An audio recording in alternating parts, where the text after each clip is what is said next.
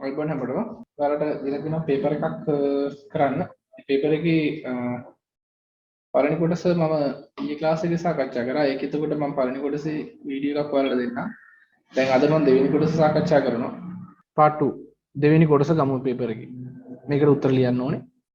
ඇත්තටම දෙවෙනි කොටස හැදෙන විදිය මම පැහැදිලි කරොත් පේපර් එකේ දෙවෙනි කොටස මේකට ලකුණු 60ක් තියෙනවා.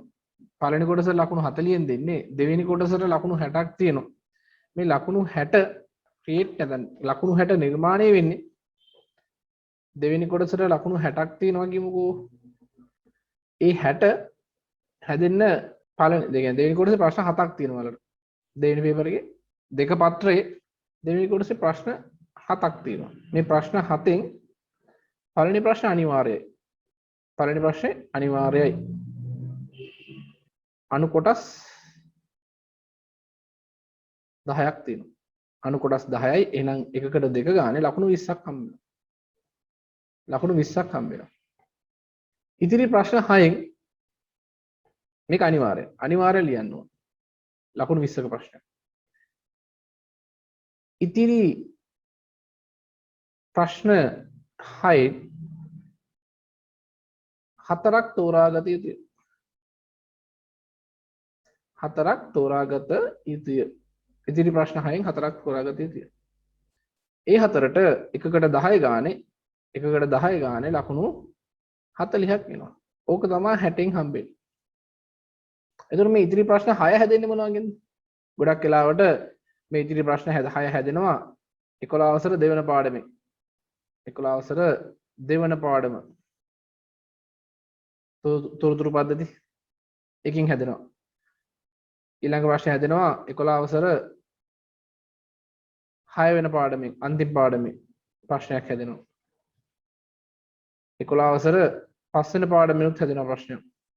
ලකුණු 10ක ප්‍රශ්නයක්. 11 අවසර පළවෙනි පාඩමුත් හැදෙනවා ප්‍රශ්නයක්. ප්‍රශ්න 4යි තව දෙකක් නේ. ඉතුරු දෙක ඉන්නේ 10 අවසරේ. 10 අවසර 7 වෙන පාඩම. 7 වෙන පාඩම කියලා කියන්නේ Excel. ඊළඟට 10 වසර 9 වන පාඩම Access. ඔන්න ඔය ප්‍රශ්න 6 හැදෙන විදිහ. මේකෙන් ඉතින් ඔයා තීරණය කරන්න ඕනේ කොයි ප්‍රශ්නට උත්තර ලියන්නේ කියන එක. තීරණය කරන්න වෙන්නේ තමන් ගන්න දැනුමත් එක්කලා. නේ? ඒක තීරණය කරන්න වෙන්නේ තමන් ගන්න දැනුමත් එක්ක තමයි. පැහැදිලිද? රයිට්. එහෙනම් අපි සූදානම් වෙමු අපිට ලේසිම ප්‍රශ්න මොකද අපි කියන්නේ මම කියන්නේ මේකේ ප්‍රෝග්‍රෑමින් කතා කරන්න කියලා කියන්නෙත් නැහැ. පස්වෙනි පාඩම අතාරින්න කියලා කියන්නේ නැහැ. මම පොදුවේ හැම පාඩමෙම ප්‍රශ්න ලියන්න පුරුදු කරනවා.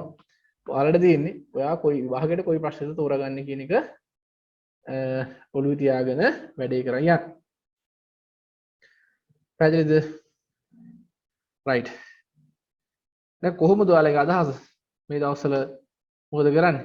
පහත සඳහන් A සිට E දක්වා ලේබල් කර ඇති වගන්ති සත්‍යද අසත්‍යද යන සඳහන් කරන්නලු. එතකොට මෙතනදී ඇත්තටම මේ පළවෙනි ප්‍රශ්නේට ලකුණු එකකට දෙක ගන්න ඉන්නේ. එතකොට මේක 1යි 2යි 3යි 4යි 5යි කොටස් 5ක් තියෙනවා. එතකොට ගොඩක් වෙලාවට ඔය කොටස් පහම හරි ගියොත් ලකුණු දෙකක් හම්බ වෙනවා.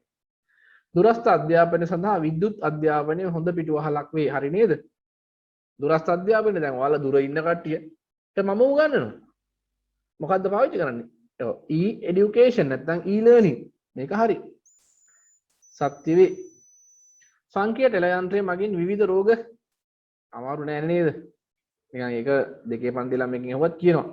තොරතුරු අදාළ කාර්ය සඳහා ප්‍රමාණවත් වීම, තොරතුරක් අදාළ කාර්ය සඳහා ප්‍රමාණවත් වීම, සම්පූර්ණ වීම, අවශ්‍ය නොවීම, තොරතුරක විශේෂතාවය. ඒ කියන්නේ තොරතුරක් යම් කාර්යයක් කරන්න ප්‍රමාණවත් වෙන්න ඕනේ. එන්නේ ප්‍රමාණවත් වීම ඕන නැල්ලු. ඒ කියන්නේ ප්‍රමාණවත් නොවීම කියන එක. තොරතුරක සුවිශේෂීතාවය කියලා වැරදිනේ. අවශ්‍ය වෙන්න ඕනේ, අවශ්‍ය නොවෙන්න බෑ. සර්පන රූල ජෝසප් ජැක්වාඩ්ගේ සිදුරුපත් සංකල්පයෙන් බිහිවීම. ජෝසප් ජැක්වාඩ් කියලා කියන්නේ කවුද? ජෝසප් ජැක්වාඩ් කියලා කියන්නේ ඔයාලගේ 10 පුතේ ඉන්නවා. පළවෙනි පාඩමේ අවසානයේට පරිගණක ඉතිහාසය කියලා කොටසක් තියෙනවා. ඒ පරිගණක ඉතිහාසයේ කොටසේ සිදුරු සහිත කාඩ්පත් හොයාගත්තේ ජෝසප් ජැක්වාඩ්. මම මේකට වෙනම ලස්සන ටියුට් එකක් එහෙම හරි ගස්සලා ඔයාලට අර පේපර් ක්ලාස් එකේදී මේ ෆාස්ට් රිවිෂන් එකේදී දුන්නා. 10 කට්ටියට 10 කට්ටියට ලියන්න දීලාදී 10 වසරේදී. එතන මෙන්න ඉන්නවා ජෝෂප් ජැක්වාඩ් කියන පංශ ජාතිකයා විද්‍යාඥයා සිදුරුපත් ක්‍රමය ලෝකෙට ඉදිරිපත් කරා. එතකොට සිදුරුපත් ක්‍රමය මගින් පාවිච්චි කරලා හැදුවේ චාර්ල්ස් බැබේජ් එයාගේ ඇනලිටිකල් එන්ජින් එක. චාර්ල්ස් බැබේජ්ගේ ඇනලිටිකල් එන්ජින් එක හැදුවේ. සර්පන රූලක් හදපු කතාවක් ඔයාලට කියලා දීලා නැත. එහෙනම් සර්පන රූල ජෝෂප් ජැක්වාඩ්ගේ සිදුරු සහිත කාඩ්පත් සංකල්පයෙන් බිහි වුණා කියන එක අපිට ගන්න බෑ. මොකද සර්පන රූලක් කියන එකක් එහෙම අපිට කතා කරන්න නැහැ.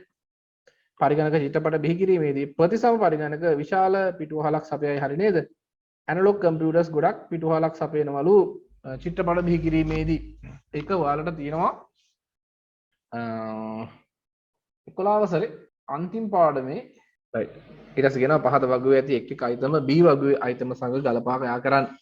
අත්ල පරිගණක කියන්නේ අල්ල උඩ තියාගන්න පුළුවන් කම්පියුටරයක්. අල්ල උඩ තියාගන්න පුළුවන් කම්පියුටරයක්. තෙල් ආකාරවල තොරතුරු සොයා ගැනීම. තෙල් ආකාරවල තොරතුරු සොයා ගැනීම. උෂ්ණත්ව තෙරපුම මැනීමට උපන්දින සුබපතම් පතක් සකස් කිරීමට. ලේසිම දේ උපන්දින සුබපතම් පතක් සකස් කරන එක නේ. මේ බර්ත්ඩේ කාඩ් එක right බර්ත්ඩේ කාඩ් එකක් සකස් කරන්න හොඳම සාමාන්‍ය පරිගණකය. බර්ත්ඩේ කාඩ් එකකට සාමාන්‍ය පරිගණකයක් හොඳයි right. ඊළඟට උෂ්ණත්වය තෙරපුම මනින්න ප්‍රතිසම් පරිගණකනේ භාවිතා කරන්නේ නේ. පාරිසරික සාධක මනින්න භාවිතා කරන්නේ ප්‍රතිසම් පරිගණක. ඇනලොග් කම්පියුටර්ස් නේ ඒවනේ අර මීටරෙන් රීඩ් කරන්නේ. එහෙනම් අත්ල පරිගණකය කියන්නේ කෙලින්ම සුද්ධ පරිගණකයක් අල්ල උඩ තියාගන්න පුළුවන්. තෙල් ආකාරවල මේවා ඇල්ල විශේෂ කාර්යයන් සඳහා පාවිච්චි කරන පරිගණක සුපිරි පරිගණක. මම කව සුපිරි පරිගණක වල ගේම් මෙහෙම ගහන්න බෑ.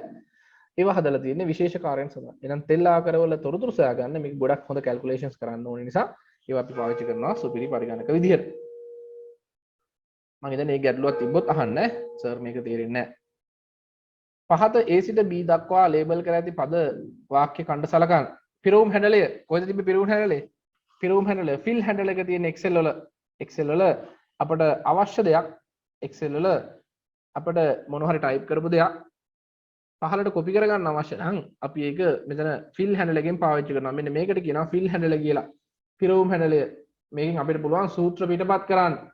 සූත්‍ර වගේ විවිධ දේවල් පිටපත් කරන්න පුළුවන් ෆිල් හැන්ඩල් එක. right?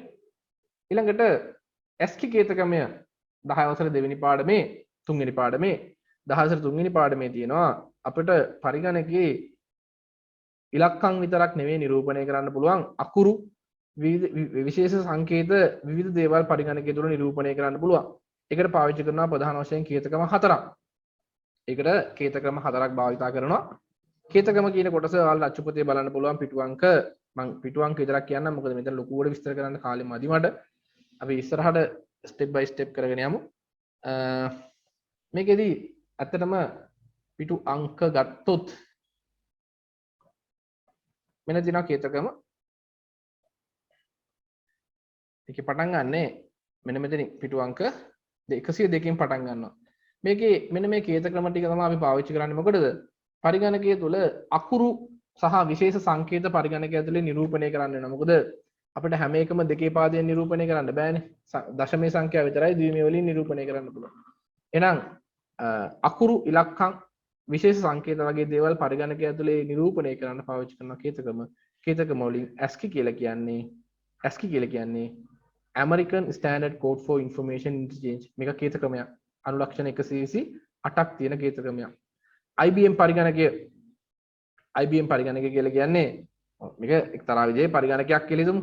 LCD කියලා කියන්නේ ප්‍රතිදාන උපාංගයක්. පරිගණක තිර වර්ගයක්. ඉහත ලේබල් කරලා අයිටම් සහ නිවැරදි උදාහරණ පහත ලයිස්ට්ෙන් තෝරාගෙන ලියන්න. අන්න MS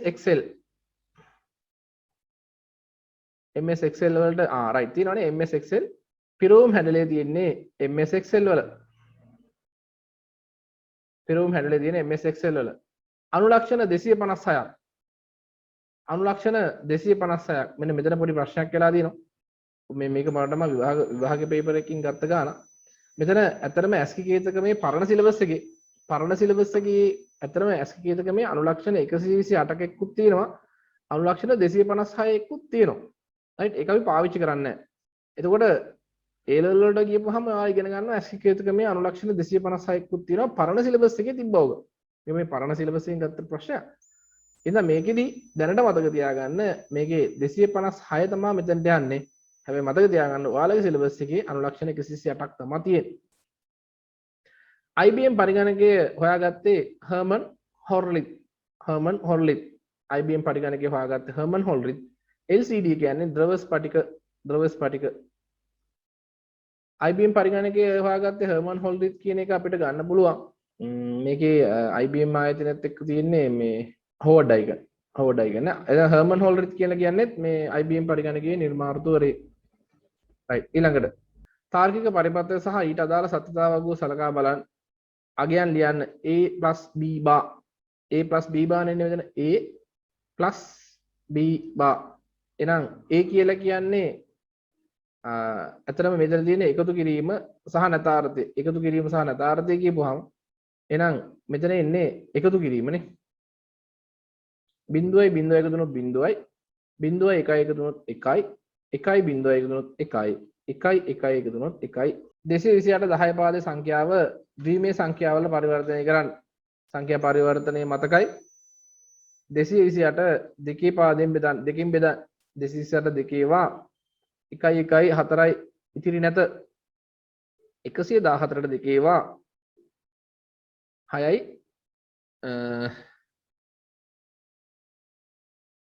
sorry 5යි නේ 57යි ඉතිරි නැත 57ට දෙකේවා 217ට 8යි ඉතිරි 1යි 28ට දෙකේවා 14යි මම 14ට බෙදන්නේ නැහැ 14ට බෙදන්නේ නැතුව ඉන්නම් ඔයාලට හැබැයි ඒක පුළුවන් දන්නේ නැහැ 14ට බෙදමු කමන්නේ 7යි ඉතිරි නැහැ 7ට 3යි ඉතිරි 1යි 3ට 1යි ඉතිරි 1යි එහෙනම් උත්තරේ එනවා 1යි 1යි 1යි බිඳුවයි බිඳුවයි 1යි බිඳුවයි බිඳුව පාදයේ 2 මේකට ලකුණු 2යි ඊළඟට කියනවා යුනිකේත ක්‍රමයේ තිබෙන ප්‍රයෝජන දෙකක් ඇත්තටම යුනිකේත ක්‍රමය කියන්නේ තර වගේ කේතකම වලින් එන දෙයක් මේ සාමාන්‍යයෙන් අපිට මේ ලෝකයේ තියෙන සියලුම භාෂා සිංහල දෙමළ වගේ මේ සියලුම භාෂාවල තියෙන සංකේත ටික පරිගණකයේ නිරූපණය කරන්න පුළුවන් උනේ යුනිකේත ක්‍රමයෙන් පස්සේ. මොකද මේකේ අනුලක්ෂණ මේකේ තියෙනවා එකින් එකට වෙනස් අනුලක්ෂණ විශාල ප්‍රමාණයක් භාවිතා වීම. අනුලක්ෂණ විශාල ප්‍රමාණයක් භාවිතා වීම එක විශේෂ ලක්ෂණයක්. අනුලක්ෂණ විශාල ප්‍රමාණයක්. මේකේ තියෙනවා 65536ක් අනුලක්ෂණ. අර ASCII එකේ එහෙම 128යි තිබුණේ. මේකේ අනුලක්ෂණ විශාල ප්‍රමාණයක් යුනිකේත ක්‍රමේ. ස්ලයිඩ් මේකක් තියෙනවා 10 අච්චුපතේ පෙරලා ගන්නකො. අපේ ඉස්සලා අර කේත ක්‍රම කියන කොටසෙම තියෙනවා. යුනිකේත ක්‍රමය කියලා කියන්නේ මේ වගේ ඕනම අක්ෂරයක් පරිගණකයේ දියුමේ ආකාරයෙන් පෙන්වන්න පුළුවන් කේත ක්‍රමයක්. රයිට්? ඒක තුල මේ රූපමය දත්ත පික්සල් විදිහට ගබඩා වෙනවා. ශබ්දමය දත්ත ඔඩියෝ එක ගබඩා වෙනවා. මෙන්න මේ වගේ යුනිකෝඩ් පාවිච්චි කරලා මෙන්න මේ ඕනම දත්තයක් පරිගණකයේ තුල ගබඩා කරන්න පුළුවන් වෙලා තියෙනවා. මේ තියෙන යුනිකේත ක්‍රමේ මේක අනුව සිංහල දෙමළ අක්ෂර නිරූපණයටත් විශේෂ සංකේත හා රූප නිරූපණයටත් යුනිකේත භාවිත කරන්න පුළුවන්. right එහෙනම් අනුලක්ෂණ 65536ක් යුනිකේත ක්‍රමයේ තිබෙනවා. right එහෙනම් අපිට මේක ලියන්න පුළුවන් සියලුම භාෂාවල ඇති නැත්නම් සිංහල දෙමළ වැනි භාෂාවල සිංහල දෙමළ වැනි භාෂාවල ඇති අනුලක්ෂණ සියල්ල නිරූපණය කළ හැකි විය. නිරූපණය විය. නිරූපණය වේ. ප්‍රථම ලක්ෂණ. පහත උපාංග සඳහා සුදුසු කෙවෙනි මොනවද කියලා. රූපේ මැකිලා. රූපේ ගිහිල්ලානේ. ඒ ප්‍රශ්න පොඩක් තියෙන්නේ. ඒක රූපේ දාපු එක මං හිතන්නේ එහෙම වෙලා ඇති. හස්තමය පරිගණකයකට වඩා පරිගණකයට වඩා පරිගණක මත පදනම් වූ තොරතුරු පද්ධතියක වාසි දෙකක් ඊපෙරට අපි සාකච්ඡා කරා. හස්තමය පද්ධතියකට වඩා පරිගණකයේ මත පදනම් වූ තොරතුරු පද්ධතියක වාසි දෙකක් වේගය වැඩි කාර්යක්ෂමතාවය වැඩි නිරවද්‍යතාවය වැඩි වාදී ප්‍රශ්න නෙවෙයිනේ නිරවද්‍යතාව වැඩි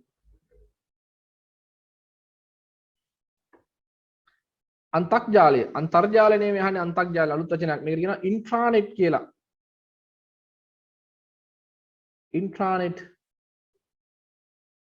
ඉන්ට්‍රානෙට් අන්තර්ජාලය ඔක අලුත් වචනයක් ඔක කියන්නේ ඔක මේ ඔක ඇවිල්ලා ගොඩක් වෙලාවට මේක මේ ස්ථානීය ප්‍රදේශ ජාලයක් හෝ පුරවර ප්‍රදේශ ජාලයක් වෙන්න පුළුවන්. ස්ථානීය ප්‍රදේශ ජාලයක් හෝ පුරවර ප්‍රදේශ ජාලයක් කියන්නේ ලෑන් එකක් හෝ මෑන් එකක් වෙන්න පුළුවන්. හැබැයි මේක ඇතුලේ සියලුම sannivedana ක්‍රම වේද ඇතුළත් වෙනවා. හැබැයි අන්තර්ජාලයට සම්බන්ධ නැහැ. අන්තර්ජාලයට සම්බන්ධ නැති ස්ථානීය ප්‍රදේශ ජාලයක් හෝ පුරවර ප්‍රදේශ ජාලයකට අපි කියනවා අන්තක් ජාලය කියලා. ඒ කියන්නේ දැන් ලංකා බැංකුව ඇතුලේ තියෙන බැංකින් නෙට්වර්ක් එක අන්තක් ජාලයක්. මොකද ඒක ඉන්ටර්නෙට් එකට සම්බන්ධ කරන්නේ නැතුව අභ්‍යන්තරව එයාලා ලොකු වැඩ කොටසක් කරගෙන යනවා. රයිට්? යන අන්තර්ජාලයට සම්බන්ධ නැති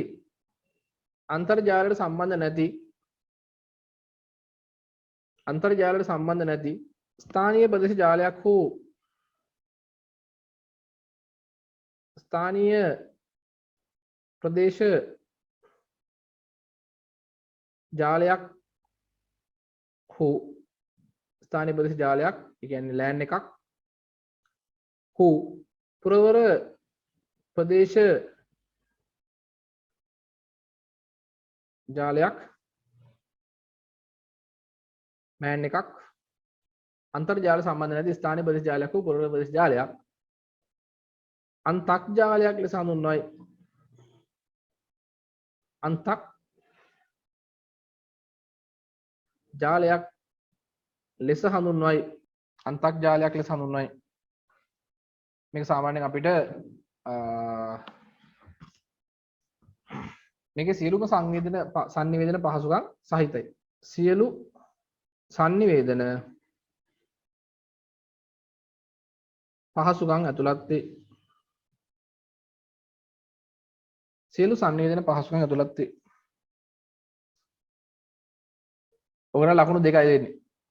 A සිට D දක්වා ලේබල් වල ඇති සුදුසු මෘදුකාංග වර්ග දී ඇති ලයිස්තුවෙන් තෝරන්න. ඔබ පාසලේ විදුහල්පතිතුමාට පාසලේ පසුගිය විභාග තොරතුරු ඇතුළත් කර ඒ භාවිතයෙන් සකස් කරන ලද වැඩසටහනක් පාසල් සංවාදන සමිතියේ ඉදිරිපත් කිරීමට අදහස් කරගෙන ඇත. ඒ අනුව සිසුන්ගේ දත්ත ඒකරාශී කර ගැනීමට B භාවිතා කළ යුතු වේ. ළමුන් ඒ අනුව ගත් ප්‍රතිඵල වටපස්තාරයක් මගින් පෙන්වීමට යොදාගත යුතුය. C යොදාගත යුතුය. මෙම තොරතුරු පාසල් සංවාදන සමිතියට දැන්වීම සඳහා D භාවිතා කර ලිපිය යවන ලදී. මේ ඒ භාවිතයෙන් සකස් කරන ලද වැඩසටහනක් පාසල් සංවර්ධන සමිතියට ඉදිරිපත් කිරීමට අන්න ඉදිරිපත් කිරීමක් නම් අනිවාර්යෙන් PowerPoint එහෙනම් මේ තියෙන්නේ ඒ ඉදිරිපත් කිරීමක් නම් PowerPoint සකස් කරන ඇත. ඒ අනුව සිසුන්ගේ දත්ත ඒකරාශී කර ගැනීමට අන්න දත්ත ඒකරාශී කරගන්න නම් පාවිච්චි කරනවා access නේ දත්ත ඒකරාශී කරගන්න access පාවිච්චි කරනවා. මේ තියෙන්නේ B ළමුන් ඒ අනුවගත් ප්‍රතිඵල පස්තාරිකව පෙන්වනවා නම් Excel C අවසානයේදී මේ තොරතුරු පාසල් සංවාද සමිතියට දැන්වීම සඳහා D යොදා ගන්නවා අන්න Word කියන්නේ D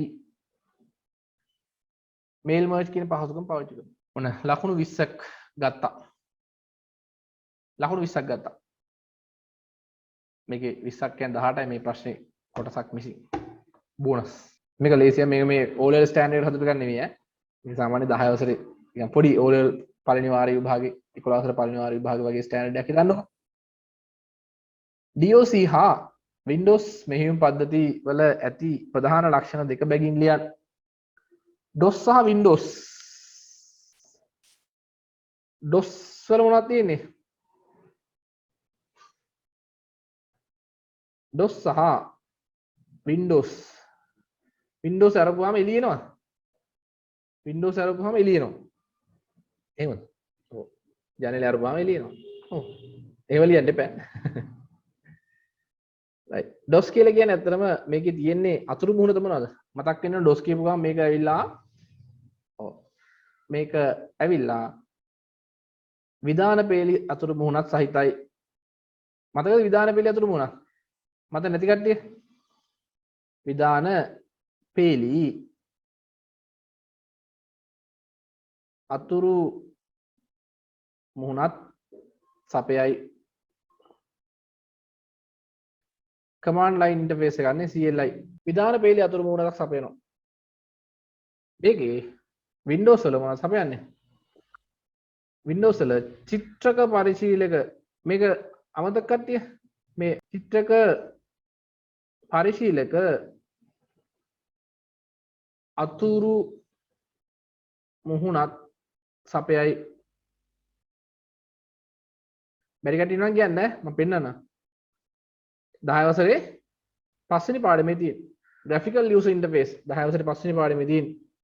එහෙනම් ඔන්න ප්‍රධාන එකක් තියෙනවා මේක විධාන පේලි අතුරු මුහුණක් සපයනවා. මේක චිත්‍රක පරිශීලක අතුරු මුහුණක් සපයනවා. right සාමාන්‍යයෙන් command මතක තියාගන්න ඕනේ නෑ.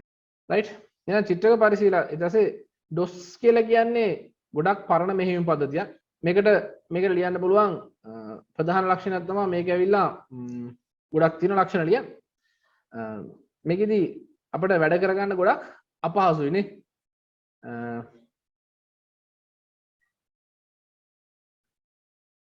මේක මෙහෙම ලියන්න පුළුවන්. මේක අලුත් දෙයක් වලට. මේක ඇවිල්ලා ඒක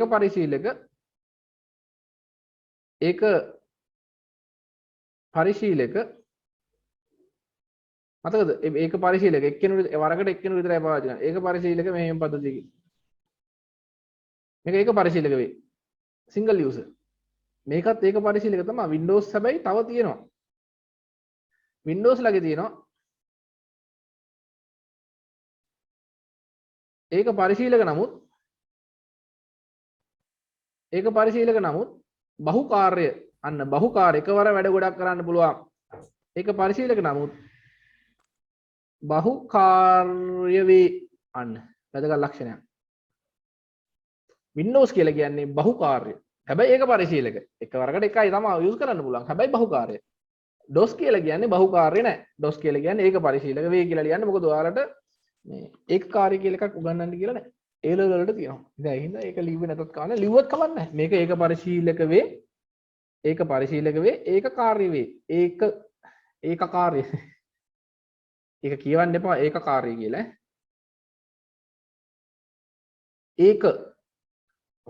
ඒක ලියන්න ගමම යන්න ඒකකාර්ය වේ. ඔයගේ ප්‍රශ්න දෙක අතර වෙනස්කම්ද ලියන්නේ. ඔය දැන් DOS හා Windows මෙහෙම පද්ධතියේ ප්‍රධාන ලක්ෂණ නේද වෙනස්කම් තමයි. වෙනස්කම් ලිව්වත් ගැටලුවක් නැහැ. ඔය ලක්ෂණ මේක ඒ කියන්නේ වෙනස්කමුත් එක්ක ලක්ෂණත් වෙනද සමහර කෙනෙකුට මේ ලක්ෂණ කියලා ලියන්න තියෙන ඕම තමයිනේ. Windows වල ලක්ෂණ වැඩ කරන්න ලේසි. DOS වල වැඩ කරන්න අමාරුයි. ඒ වගේ වෙනස්කම් නැත් කමක් නැහැ. මේක වෙනස්කම් කියලා අහන්නේ නැහැ. ලක්ෂණ ලියන්නේ. ඒක ගැටලුවක් නැහැ. ඉතින් මම ලිව්වේ වෙනස්කමුත් ලක්ෂණ වගේම තමයිනේ. මම නැත්තම් ලක්ෂණ ලියනවා නම් ඔයාලා ලියන්න පුළුවන්. vim තියෙනවා හරිද සර් Windows වල. ඔව් හරි. ආයෙක ලියන්න පුළුවන් නේ මේක තව ලක්ෂණ ලියන්න පුළුවන් නේ. ඔව්. Windows icon menu pointers. Windows icon menu pointer භාවිතාවේ අන ලියන්න පුළුවන්. Windows icon menu pointer භාවිතාවේ. right ඒ වගේ ප්‍රධාන ලක්ෂණ ලියන්න. ඒක වෙනස්කම්ම ලියන්න ඕනේ නෑ ලක්ෂණ අහන්න නිසා. අන්න දෘಢතටියේ ධාරිතාව බැලීමට භාවිතා කරන පියවර කොහොමද? hard disk එකේ capacity බලන්න මොකද පාවිච්චි කරන්නේ? නේ අපිට ලියන්න පුළුවන් my computer එහෙම නැත්නම් this PC my computer එහෙම නැත්නම් this PC right click කර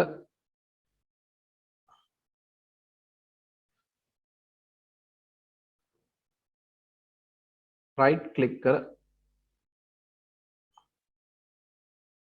ඒකෙන් මොකද යන්න ඕනේ right click කරලා manage යන්න ඕනේ manage මෙතන ගොඩක් ක්‍රම තියෙනවා මේක විතරක් නෙවෙයි ඉතින් this PC को මෙතන this PC right click කරලා manage යන්න manage එකේ තියෙනවා disk manage කියලා manage එකේ තියෙනවා disk manage කියලා එකක් को manage manage හොයනවා ඉතින් right මේකේ තියෙනවා disk manage කියලා මේ disk manage ගියාපුවාම ඔයාගේ basic hard එකේ capacity පෙන්නනවා දැන් මගේ තියෙනවා මේකේ SSD එකක් 111 GB normal hard එකේ තියෙනවා 485 GB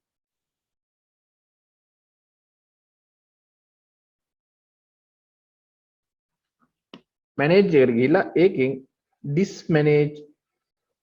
disk manage වලින් බලා ගන්න පුළුවන් disk manage within disk manage මගින් බලාගත හැක control panel ගිහිල්ලා පුළුවන් සර් hard එකේ right click කරලා properties යනවා විදිහ හරියද ඒකේ මුළු hard එකම පෙන්නන්නේ නැහැ නේ මේක පොඩ්ඩක් අසාර්ථකයි නේද ලකුණු සමහරට දෙන්නත් ඉඩ තියෙනවා ඉතින් ඒ කියන්නේ අර hard එක right click කරලා properties ගියාපුවම පෙන්නන්නේ තනි hard එකක් තියෙනවා නම් අවුලක් නැහැ හැබැයි දැන් මෙතන ඔයාලට හිතන්න ඔයාලට තියෙන තනි hard එකක් කියලා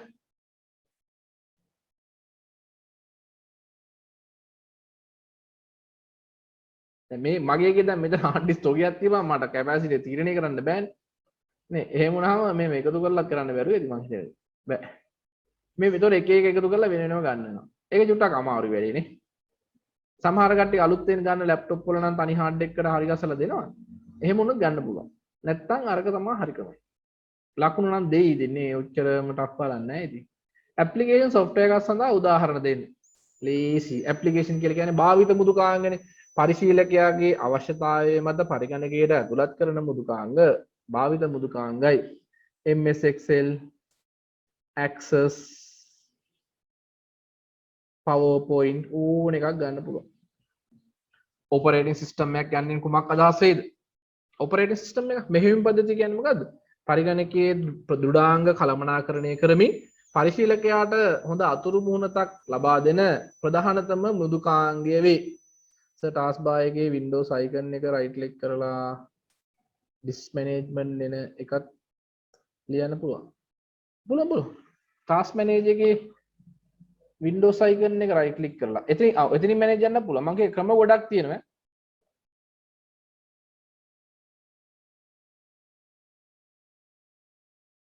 මෙතන යන්න පුළුවන් එතන අතන තමයි යන්නේ ඉතින් කොහෙන් ගියත් නේ කැමති දෙයක් යන්න පුළුවන් ඒවා ඔප්ෂනල් ඒවා ප්‍රශ්නේ ප්‍රැක්ටිකලි කරන්න පුළුවන් දේවල් ගොඩක් වෙනස් නේ ඔපරේටින් සිස්ටම් එකක් කියන්නේ කුමක් අදහස වේද ලියමුද බලන්න පරිගණකයේ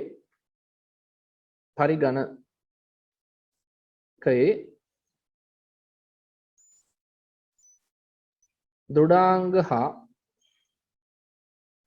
අනෙකුත් මෘදුකාංග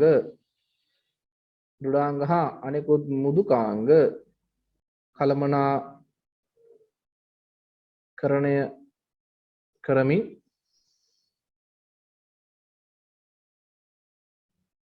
පරිශීලකට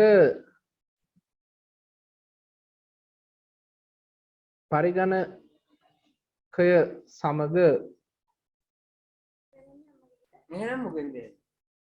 ක්‍රියා කිරීමට ලක්ෂණ මයික් මියුට් කරගන්න පරිගණකයේ සමග ක්‍රියා කිරීමට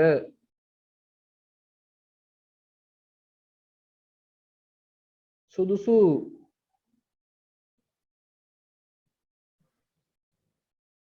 අතුරු මුහුණතක්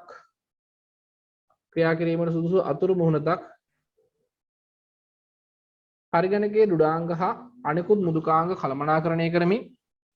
දෘඩාංග හා අනෙකුත් මෘදුකාංග කළමනාකරණය කරමින් පරිශීලකට පරිශීලකට පරිගණකයේ සමග ක්‍රියා කිරීමට සුදුසු අතුරු මුහුණතක් ලබා දෙන ප්‍රධානතම මුදුකාංගය වේ. ප්‍රධානතම මුදුකාංගය මෙහෙයුම් පද්ධතියයි. සරලයි නේ. පරිගණකයේ අනිකුත් මුදුකාංග සහ දෘඩාංග කළමනාකරණය කරමින් පරිශීලකයට සුදුසු අතුරු මුහුණතක් ලබා දෙන්නේ මෙහෙයුම් පද්ධතියයි. right. උපාංග කළමනාකරණය ඔන්න මෙහෙයුම් පද්ධතියෙන් තව එකක් අහනවා. උපාංග කළමනාකරණය මගින් සිදු කරන කාර්යයන් දෙකක්. device management උදාහරණ සහිතව පහදලි කරන්න. device management බලන්න ගච්ඡු පොතේ මෙහෙයුම් පද්ධතිය පාඩම පස්වෙනි පාඩම ඒකේ තියෙනවා. මෙහෙයුම් පද්ධතියේ ප්‍රධාන කළමනාකරණ 6ක්. ඒ යටතේ උපාංග කළමනාකරණය. මේ උපාංග කළමනාකරණය චට්ටක් පොඩ්ඩක් කියවන්න බලන්න. මොනවද මේ කියන්නේ කියලා. හරියට මේකේ කරන දේවල්. ඇත්තටම උපාංගයක් පරිගණකයට සම්බන්ධ කරපුවාම ඒ උපාංගයට අදාළ උපාංග පරීක්ෂා කරනවා කියන එක නෙමෙයි උපාංග කළමනාකරණය කියන්නේ නේ. උපාංගයක් අලුතෙන් සම්බන්ධ කරපුවාම ඒකට අදාළ දාවක වැඩසටහන හඳුනා ගැනීම. නැත්නම් අපිට මේ උදාහරණත් එක්ක නම් පැහැදිලි කරන්න ඉඩ මදි වෙන්නේ මෙතන.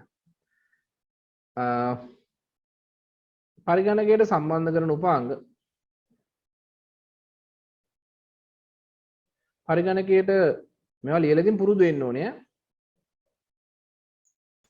පරිගණකයට සම්බන්ධ කරන උපාංග හඳුනා ගැනීම උදාහරණයක් ලියමු දිනේ. printer එකක් හඳුනා ගන්නවා. ඉස්සලාම find new hardware කියලා කියන්නේ found new hardware කියලා කියන්නේ උපාංගය හඳුනා ගන්නවා. හඳුනා ගැනීම. බලව පෙන් එකක් එහෙම ගහපුවාම found new hardware කියලා උපාංගය හඳුනා ගන්නවා. ඊළඟට එම උපාංගයට දාලා software එක install කර ගන්නවා. එම උපාංගයට අදාළ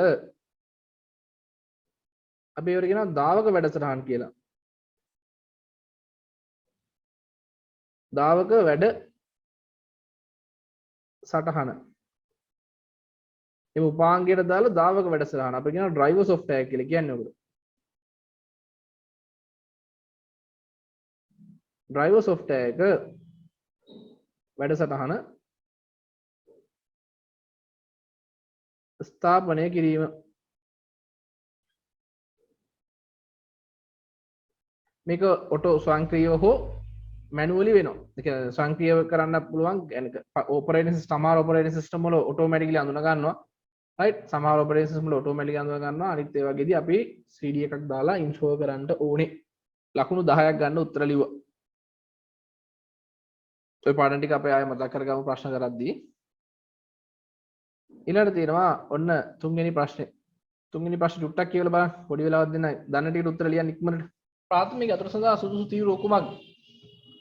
ප්‍රාථමික යතුරු සඳහා සුදුසු තීරුව අපි කියනවා ප්‍රාථමික යතුර කියලා කියන්නේ වගුවක රෙකෝඩයක් අනන්‍යව හඳුනා ගැනීමට භාවිතා කරන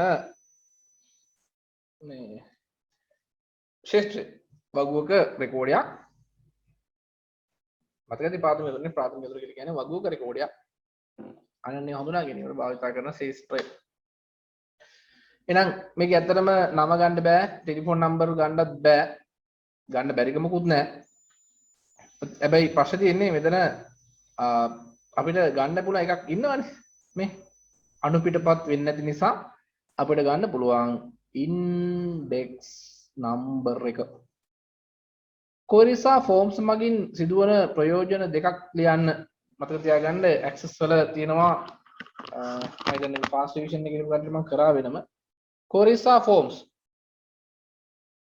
වලින් ඉතුවන ප්‍රයෝජන දෙක බැගින් අපි කොරිස් කියනවා පාවිච්චි කරන ඇක්සස් වල ඔයාලා නම් ටෙක්ස්ට් බුක් එකේ බලන්නකෝ 10 වසර ටෙක්ස්ට් බුක් එකේ අන්තිම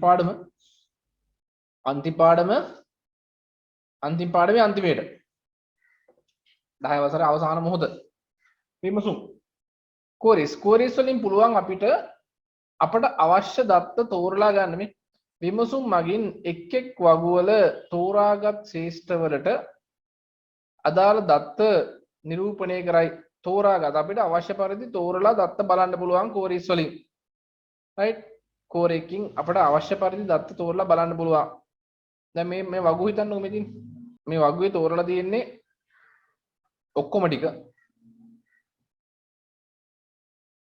අපි ප්‍රැක්ටිකල් කරද්දි මේක කරමු දැන් මේක ඊට පස්සේ කියනවා 2014 වර්ෂයේ පමණක් සිසුන් ලබා ඇති ලකුණු ලබා ගැනීමට ක්‍රයිටේරියා ලෙස 2014 ලබා දෙන්න ක්‍රයිටේරියා කියලා එකක් තියෙනවා මේක මෙතින් කෝරි එකක් ලියද්දි මෙතන තියෙන ක්‍රයිටේරියා කියලා එකක් මේ ක්‍රයිටේරියා කියන එකට අපි දුන්නොත් ක්‍රයිටේරියා කියන එකට දුන්නොත් 2014 ඊට පස්සේ කෝරිකරන් කරද්දී ඊළඟට කෝරිකරන් කරද්දී පෙන්වන්නේ 2014 කට්ටිය විතරයි 2014 කට්ටිය විතරයි මේ කලින් එකේ 11න් පෙන්නනවා කලින් එකේ 2013යි 14යි කොහොම පෙන්නනවා අර ක්‍රයිටේරියා එකේ දුන්නාම ක්‍රයිටේරියා එකේ විස්තර කරපුවාම මෙන්න 2014 කියලා දුන්නාම අපිට අවශ්‍ය දත්ත ටික විතරයි දෙන්නේ රයිට් මේ බලන්නකෝ මෙන්න මගේ ළඟ වගුවක් තියෙනවා රයිට් මේ වගුවේ දත්ත ටිකක් තියෙනවා ළමයි විස්තර ටිකක් දාලා තියෙනවා රයිට් මට මේ දැන් ඕනේ මේ වගුවේ දත්ත වලින් කෝරියක් හදනවම මෙන්න හදලා තියෙන්නේ K අකුරෙන් පටන් ගන්න ළමයිගේ විස්තර විතරක් බලා ගන්න මේ තියෙන වගුව මම කෝරියක් හදනවා මෙතෙන් හදන්න පුළුවන් create කෝරි ඩිසයිනින් කියලා දීලා හදන්න ඕනේ ටේබල් එක ඇඩ් කරලා මේකේ තියෙන රෙකෝඩ්ස් ටික ඇඩ් කර ගන්න ඕනේ රයිට් දැන් මෙහෙම ඇඩ් කරලා කෝරි එක රන් කරොත් මුළු ඔක්කොම පෙන්නනවා මේ එහෙම නෙමෙයි මට ඕනේ මුළු ඔක්කොම බලන්න නෙමෙයි මට ඕනේ මේකේ ක්‍රයිටීරියා එක යටතේ මම දෙනවා මට ඕනේ K අකුරෙන් පටන් ගන්න කට්ටියගේ නම් එහෙනම් මම මෙතන දානවා like K දාලා percentage mark එකක් දානවා ඒව ගැන කියලා හිතන්න යන්න එපා මෙතනින් කියන්නේ K අකුරෙන් පටන් ගන්න ළමයිගේ නම් ඇඩ්‍රස් එක නෙමෙයි බලන්න ඕනේ ඇඩ්‍රස් එක නෙමෙයි sorry නම මේක මෙතන දාලා බෑ name එක යටතේ ලියන්න ඕනේ නම K අකුරෙන් පටන් ගන්න කට්ටියගේ විස්තර නැද්ද K අකුරෙන් පටන් ගන්න කට්ටියගේ විස්තර MySQL කියලා තියෙනවා ඒකේ තමයි මේ කියන්නේ ඔන්න කෝරි එක බලන්න create කෝරි ඩිසයින් ගියා ටේබල් එක ඇඩ් කරගත්තා මේ ටික දාගත්තා මේකේ සමාන like K තරුව පටන් ගන්න නම් ඔන්න එතකොට පෙන්නන්නේ K අකුරෙන් පටන් ගන්න නම් මට ඕන නම් a බිඳුවයි 5ගේ විස්තර විතරක් බලා ගන්න a බිඳුවයි 5 එහෙනම් මෙතන දානවා a බිඳුවයි 5 එතකොට පෙන්නන්නේ කවද a බිඳුවයි 5ේ විස්තර විතරයි එහෙනම් කෝරියෙන් පුළුවන් අවශ්‍ය දත්ත ෆිල්ටර් කරන්න අවශ්‍ය දත්ත තෝරගන්න කෝරියකින් පුළුවන් රයිට් ටේබල් එකේ අපිට දැන් අතට මේ වගේ වගුවක ඔක්කොම දත්ත තියෙනවානේ මේ වගුවේ සියලුම දත්ත තියෙනවා මේ වගුවේ දත්ත ගොඩක් තියෙනවා මේ දත්ත ගොඩක් නැතුව අපිට දත්ත ගොඩක් නැතුව අවශ්‍ය දත්ත ටික විතරක් බලා ගන්න ඕන නම් පාවිච්චි කරන දෙයක් තමයි කොහොමද දැන් මට මේ කැන්ඩි වල ඉන්න කට්ටිය විතරක් බලා ගන්න ඕන කැන්ඩි වල ඉන්න කට්ටිය විතරක් බලා ගන්න නම් මේ වගුවෙන් ඔක්කොම පෙන්නනවනේ මට එතකොට කෝරියක් හදන්න ඕනේ මේ කෝරියකින් මතක තියාගන්න කෝරි හදන විදිය නෙමෙයි මම මේක උගන්වන්නේ කෝරියකින් කරන වැඩේ හදන විදිය මම අර ප්‍රැක්ටිකල් ක්ලාස් එකේදී කියලා දෙන්නම් ක්‍රියේට් ගියා මෙතනින් කෝරි එකක් මම හදනවා මේ හදන විදිය ගැන ඔයාලා අවුල් හිතන්න එපා කෝරි එකේ කියන ප්‍රතිඵලය ගැන විතරක් බලන්න මම කියනවා සමානයි කැන්ඩි ඇඩ්‍රස් එක සමානයි කැන්ඩි අන්න ඇඩ්‍රස් එක කැන්ඩි වෙන්න ඕනේ එතකොට මොකද කරන්නේ මේ කෝරි එක රන් කරපුවාම අපිට අපේ ටේබල් එකේ තියෙන ඒවා ඔක්කොම පෙන්වන්නේ නැහැ පෙන්වන්නේ නුවර පදිංචි කට්ටිය විතරයි මේ කැන්ඩි වල විස්තර ගන්න විතරයි ඔක්කොම ටික බලනවා නම් ටේබල් එකට යන්න ඕනේ. කැන්ඩි වල කට්ටිය විතරක් බලනවා නම් මෙතනින් බලන්න පුළුවන්. තේරුණාද වැඩි? ඔය query වල queries කියන්නේ එහෙමයි. එතකොට මම අහන්න මොකද්ද? query හා forms මගින් සිදුවන ප්‍රයෝජන එක. query වලින් මොනවද තියෙන්නේ? ඔව් queries මගින් අවශ්‍ය පරිදි දත්ත තෝරාගෙන බැලිය හැක. අවශ්‍ය පරිදි දත්ත තෝරාගෙන බැලිය හැක. ෆිල්ටර් කරන්න පුළුවන් කියලා කියන්නේ. ෆිල්ටර් කරන්න පුළුවන්. ඒ වගේම මේකේ තව ෆැසිලිටි එකක් තියෙනවා. මේකේ තව ෆැසිලිටි එකක් තියෙනවා. අපිට query හරහා දත්ත යාවත් කාලීන කරන්නත් පුළුවන්. ඒක දැන් මම ඔයාලට කියලා දෙන්නේ නැහැ. දත්ත යාවත් කාලීන කළ හැක. දත්ත යාවත් කාලීන කළ හැක. forms වලින් මොකද කරන්නේ? forms වලින් පුළුවන් දත්ත වෙන්වෙන් වශයෙන් බලන්න පුළුවන්. ඒ වගේම දත්ත ආදානය කරන්න පුළුවන්. forms හරහා වගුව තුලට දත්ත ආදානය කළ හැක. වගුව තුලට දත්ත ආදානය කරන්න පුළුවන්. ඒ වගේම දත්ත වෙන්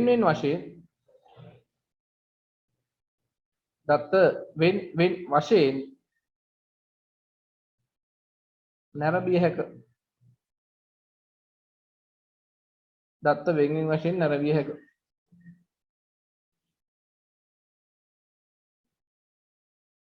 මේ අව බයන් කියන්නේ දත්ත වෙන් වශයෙන් නැරඹිය හැක.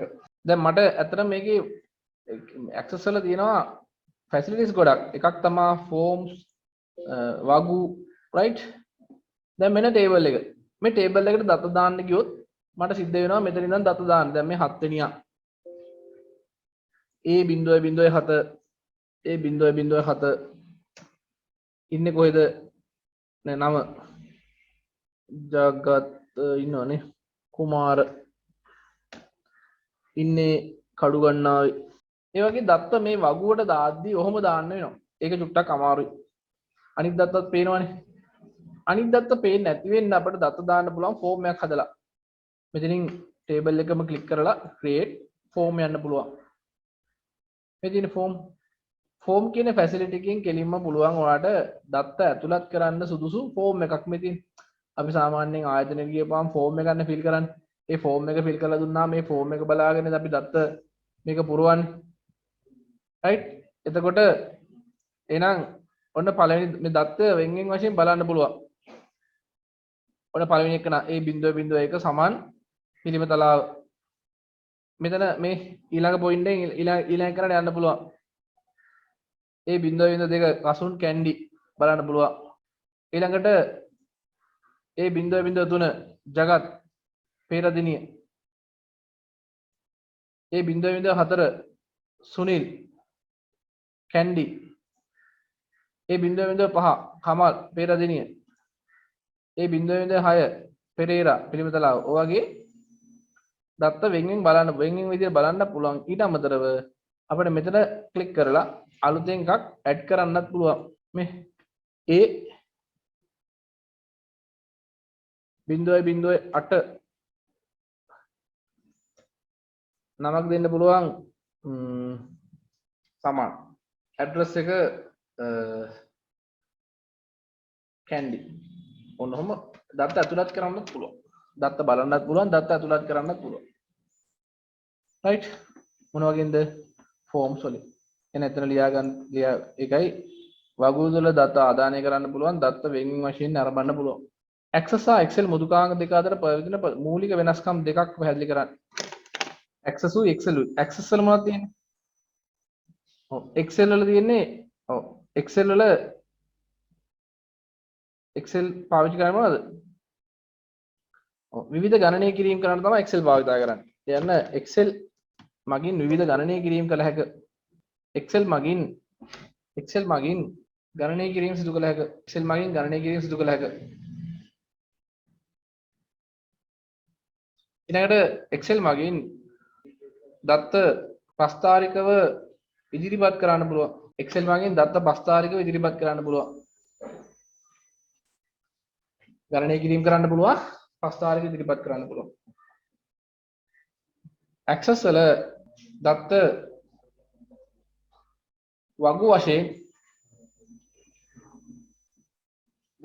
වශයෙන් ගබඩා කළ හැක. දත්ත වගු වශයෙන් ගබඩා කරන්න පුළුවන් Access වල. දත්ත වගු වශයෙන් ගබඩා කළ හැක. ඊළඟට පහසුවෙන් දත්ත කළමනාකරණය කළ හැක. පහසුවෙන් දත්ත කළමනාකරණය කළ හැක. පොඩිය ලියා ගන්න විතරනේ හිටමදි චුට්ටක්. එහෙනම් ක්‍රයිටීරියා මතකද? Access මෘදුකාංගයේ ක්‍රයිටීරියා මගින් සිදු කරන දේ පැහැදිලි කරන්න. සිදු කරන දේ Access මෘදුකාංගයේ ක්‍රයිටීරියා වලින් මොකද කරන්නේ? ක්‍රයිටීරියා එකට අපි ලබා දෙන්නේ කවද? ක්‍රයිටීරියා එකට දෙන්නේ අපිට අර ෆිල්ටර් කරගන්න ඕනේ දත්තය. මම ඉස්සෙල්ලා පෙන්නුවේ. මෙතන අර කෝරියක් හදද්දී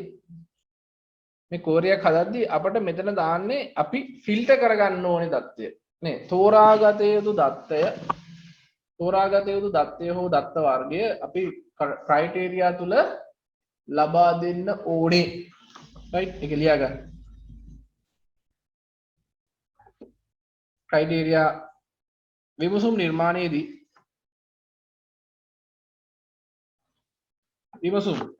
මෙයා පුරුදු වෙන්න මෙයා ටිකක් මතක මේ Access වල අමාරු ප්‍රශ්නයක් ආවොත් ඔය වෙනස් විදිහේ ප්‍රශ්නයක් ආවොත් Access වල ඔය ලියන්න වෙනවා. විමසුම් නිර්මාණයේදී queries හදද්දී ෆිල්ටර් කිරීමට එහෙම නැත්නම් අපි කියනවා මේකට පෙරීමට කියලා කියනවා. පෙරීමට අවශ්‍ය දත්තය හෝ දත්ත පරාසය ක්‍රයිටීරියා සඳහා ලබා දී යුතුය. ඔයගේ උත්තර තමයි ඒක බලාපොරොත්තු වෙන්නේ. මම කරලා පෙන්නුවේ ඒකයි. නැත්නම් ඔක අදහසක් ඉන්නේ නැහැ. අපි මේක වගේ එකක් හදද්දි මේ ක්‍රයිටීරියා එකේ තමයි ලයික් කී ෆිල්ටර් කරන්න ඕනේ කී අකුරෙන් පටන් ගන්න ඒවා. ඊළඟට තව එකක් දැම්මේ සමානයි a.1 එකට දාලා දත්තය ෆිල්ටර් කරන්න. ඔන්න වගේ ෆිල්ටර් කරන ඒවාට අදාළ දත්තය මේකට තුලක් කරනවා. සම්බන්ධතාව දක්වා ඒවා පැහැදිලි කරන්න. වගු අතර තියෙන සම්බන්ධතා වර්ග තුනක් තියෙනවා. වගු අතර සම්බන්ධතා තුනක් තියෙනවා.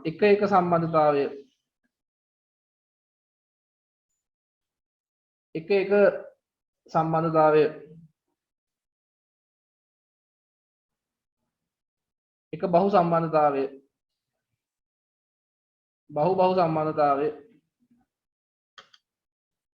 මේ සම්බන්ධතා වර්ග තුන ගැන පැහැදිලි කරන එක මම වෙනම දාන්නම් ඔයාලා ලියා ගන්න පස්සේ මම දැනට සම්බන්ධතා තුන ලියා ගන්න මම දැන් ඒක ඇඩ්වාන්ස් කරන්න යන්නේ නැහැ සම්බන්ධතා වර්ග තුන කරන විදිහ මම ලියන්න නම් පුළුවන් තේරෙන්නේ නැති සමහර කට්ටියට හැබැයි මේක ලිව්වට එක මේක ලියනවා අපි ලියන්නේ එක් වගුවක මම ලියන්න කමන්නේ එක් වගුවක රෙකෝඩයක් තවත්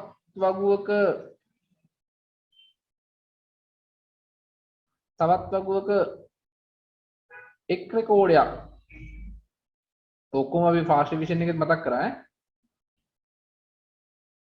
එක් වගුවක එක් රෙකෝඩයක් තවත් වගුවක එක් රෙකෝඩයක් සමග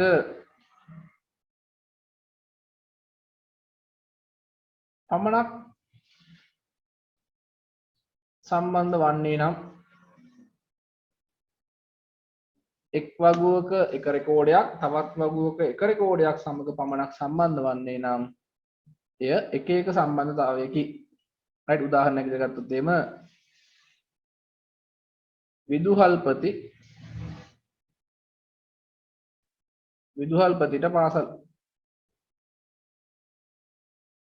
විදුහල්පතිට පාසල් එකයි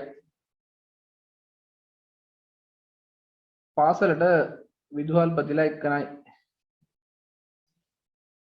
ඔය එක සම්බන්ධතාවය එක බහු මේක ඉන්නේ මේ පැත්තට එක් වගුවක එක් රෙකෝඩයක් තවත් වගුවක රෙකෝඩ කීපයක් සමග සම්බන්ධ වන්නේ නම් ඒක අපි කියනවා මේක තව කන්ඩිෂන් එකක් එක්ක යන්නේ සම්බන්ධ වන්නේ නම් හා දෙවන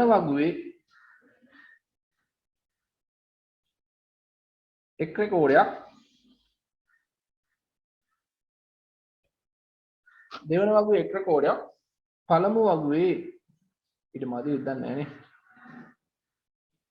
එක් රෙකෝඩයක් සමග එකක් එක්ක සම්බන්ධ වන්නේ නම් එක් වගුවේ එක් රෙකෝඩයක් තවත් වගුවක රෙකෝඩ කීපයක් සමග සම්බන්ධ වන්නේ නම් හා දෙවන වගුවේ එක් රෙකෝඩයක් පළමු වගුවේ එක් රෙකෝඩයක් සමග සම්බන්ධ වන්නේ නම් ඒකට අපි කියනවා එක බහු කියලා. උදාහරණයක් විදිහට ගත්තොත් එහෙම පාසල උදාහරණයක් ගත්තොත් එහෙම පාසල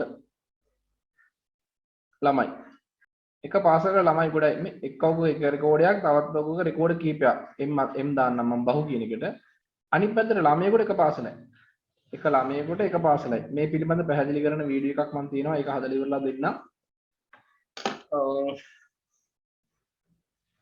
ඔය පාඩම් මම ෆාස්ට් රිවිෂන් එකේ නෝමල් රිවිෂන් එකේ කරද්දී උඩ මතක් කරන්න බලන්න සම්බන්ධ වෙන්න පුළුවන්ද කියලා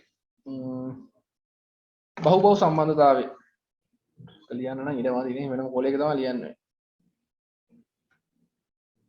බහු සම්බන්ධතාවය කමක් නැහැ අපි ওই ටික ආයෙ පාරක් මතක් කරගමු එක් වගුවක රෙකෝඩයක් වෙනත් වගුවක රෙකෝඩ කීපයක් සමග සම්බන්ධ වන්නේ නම් සහ එම සම්බන්ධිත වගුවේ රෙකෝඩ අනෙක් වගුවේ රෙකෝඩ කීපයක් දෙපැත්තටම මේ විදිහට දෙපැත්තටම අර බහු සම්බන්ධතාවයක් කියන්නේ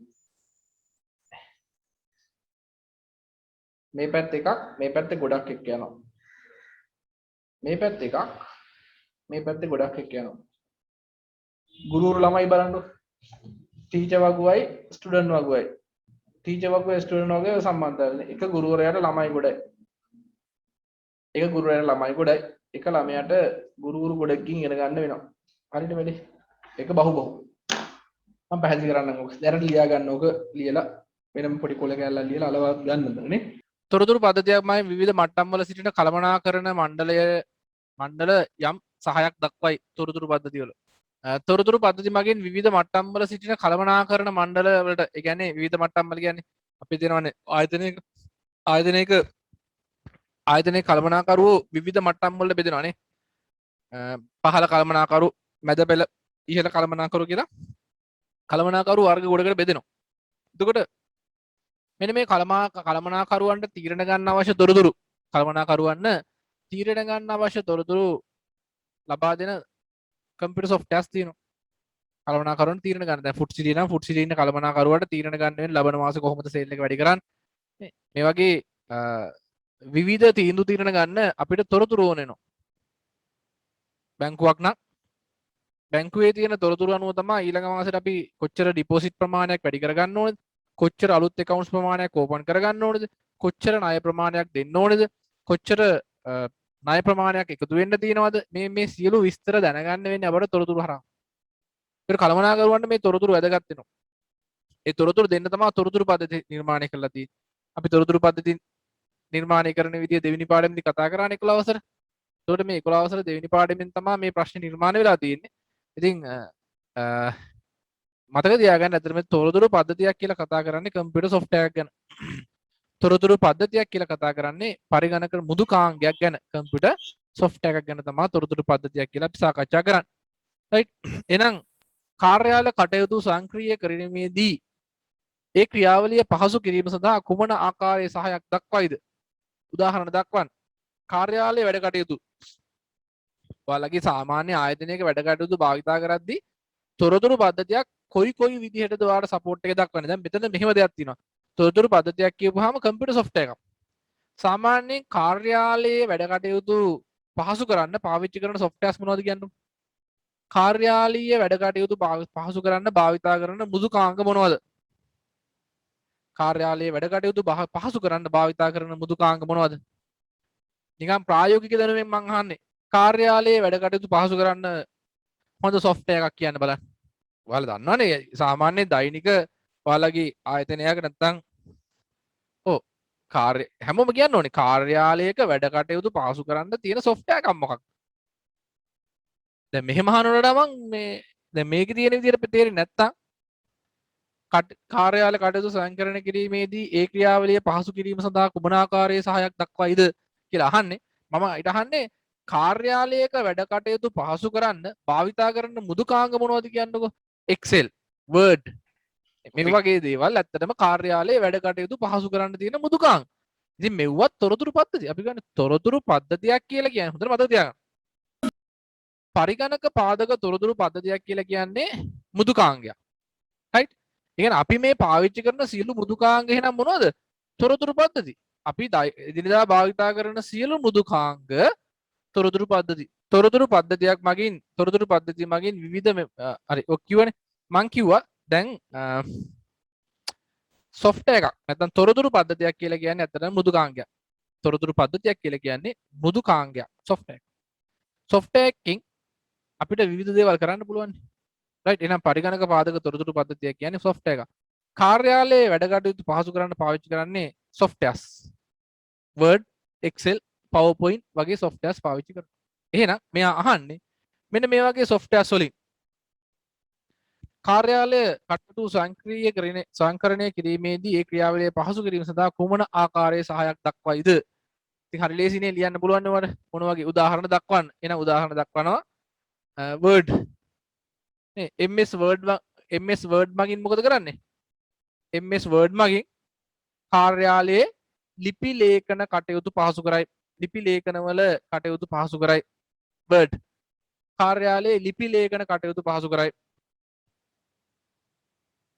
Excel ඔය වගේ නිකන් සරල දහසක් ලියන්න තියෙන්නේ. Excel Word වලින් කරනවා කාර්යාලයේ ලිපි ලේඛන කටයුතු පහසු කරනවා. ඔයාලා ලියා ගන්න මම හිතලා ලියන්නේ නැහැ. Excel වලින් කරනවා ගණනය කිරීම ප්‍රස්තාරිකව ඉදිරිපත් කිරීම කටයුතු පහසු කරනවා. Word වලින් කරනවා කාර්යාලයේ ලිපි ලේඛන කටයුතු පහසු කරනවා. Excel වලින් කරනවා ගණනය කිරීම සහ ප්‍රස්තාරිකව ඉදිරිපත් කිරීම කටයුතු පහසු කරනවා. PowerPoint වලින් අපිට කරන්න පුළුවන් මොනවද? PowerPoint වලින් අපිට ගොඩක් මේක සරලව මෙහෙම කිව්වොත් මේ ආයතනයේ විවිධ වාර්තා බාහිර පාර්ශවයන්ට ඉදිරිපත් කිරීමට බාහිර පාර්ශවයන්ට ඉදිරිපත් කරන්න. ආයතනයේ විවිධ වාර්තා බාහිර පාර්ශවයන්ට ඉදිරිපත් කිරීමට ආයතනයේ විවිධ වාර්තා බාහිර පාර්ශවයන්ට ඉදිරිපත් කිරීමට විවිධ ඉදිරිපත් කිරීම කරන්න පාවිච්චි කරනවා මොකද්ද? PowerPoint. ඒ වගේ උත්තරයක් ලියන්න තියෙන්නේ. ඊළඟට ඔබගේ පාසලට තොරතුරු පද්ධතියක් නිර්මාණය කිරීමට යාමේදී පද්ධති සංවර්ධන ජීවන චක්‍රය තුළ එන අවශ්‍යතා හඳුනා ගැනීමේ පියවරේදී කුමන ආකාරයේ කාර්යභාරයක් ඉටු කරයිද කෙටියෙන් පැහැදිලි කරන්න. අවශ්‍යතා හඳුනා ගැනීමේ පියවරේදී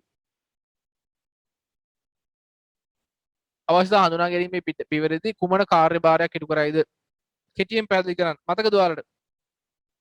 තොරතුරු පද්ධතියක් නිර්මාණය කිරීමේදී එයා අහනවා අවශ්‍යතා හඳුනා ගැනීමේදී මතකද අපි කිව්වා ඉස්සල්ලාම ආයතනයේ කාර්ය මණ්ඩලයත් එක්ක මූලික පවතින පද්ධතියේ අරමුණු සහ පවතින පද්ධතියේ තියෙන ගැටලු පිළිබඳ මූලික සාකච්ඡාවක් සිදු කරනවා. රයිට්? මම හිතන්නේ ඔයාලගේ අච්චුපත තියෙනවා නම් පෙරලාගෙන බලන්න මේවනේ. 11 අච්චුපත ඇති නේද? ටෙක්ස්ට් බුක් එක ඇතිනේ ළඟ. ඒවත් එක්ක මතක් කරගෙන යන්න මේවනේ.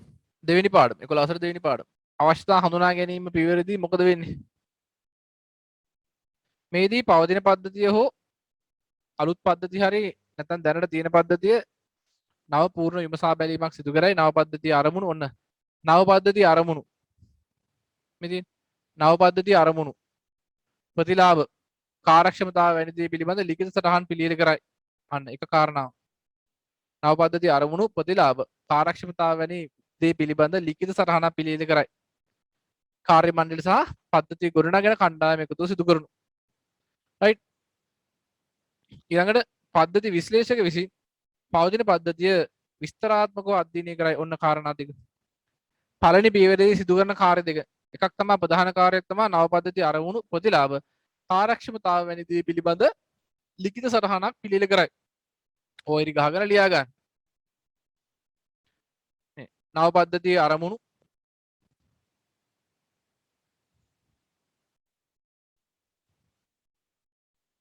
අලුත් පද්ධතියේ තියෙන අරමුණු අලුත් පද්ධතිය අරමුණු මොනවද? අරමුණු මේකේ තියෙන කාර්යක්ෂමතාවය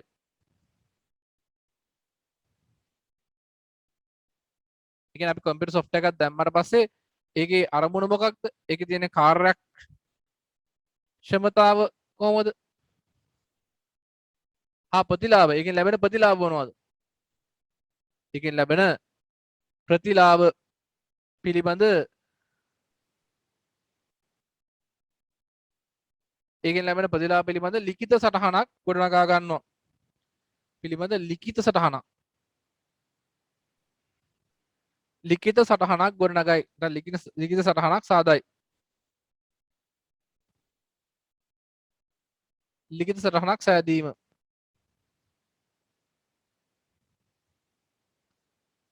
මේ කවුරු එකතු වෙලාද කරන්නේ? මේ ලිඛිත සටහන හදන්නේ කවුරු එකතු වෙලාද? ඔව් ආයතනයේ කාර්ය මණ්ඩලයයි software development team එකයි එකතු වෙලා හදනවා. ඊළඟට පද්ධති විශ්ලේෂක විසින් ඊළඟට කරනවා පද්ධති පේනවනේ අකුරු.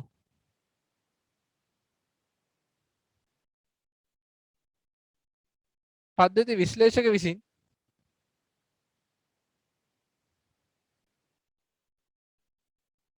විශ්ලේෂක විසින් පවතින පද්ධතිය පිළිබඳ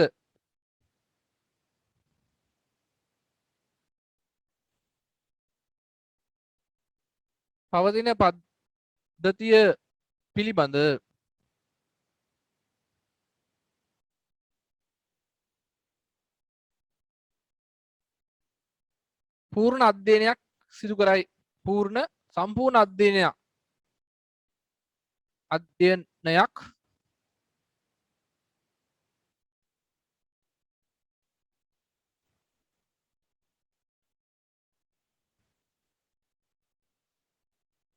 රයිට්. පද්ධති දැන් පවතින සාකච්ඡා කිරීම ලිපිගොනු පරීක්ෂාව ප්‍රශ්නාවලි ඒ වගේ දේවල් භාවිතා කරලා පවතින පූර්ණ පද්ධති විශේෂයෙන් පවතින පද්ධතිය පූර්ණ අධ්‍යයනයක් සිදු කරනවා. ඒකට පාවිච්චි කරන මොනවද? ඒකට භාවිතා කරන ක්‍රමවේද තමයි සම්මුඛ සාකච්ඡා ප්‍රශ්නාවලි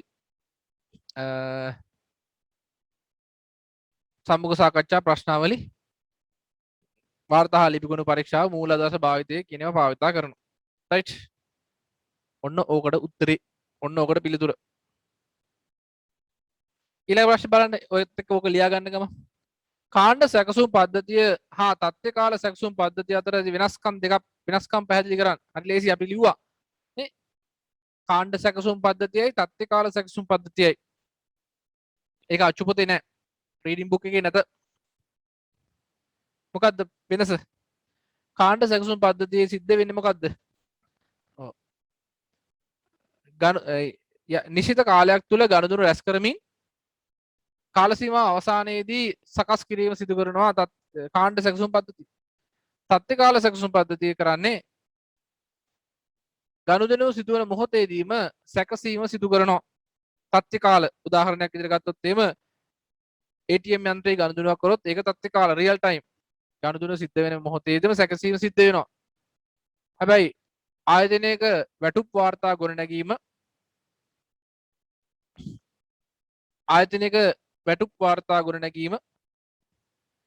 ආයතනයක වැටුප් වාර්තා ගොඩනැගීම ඇවිල්ලා මොකකටද?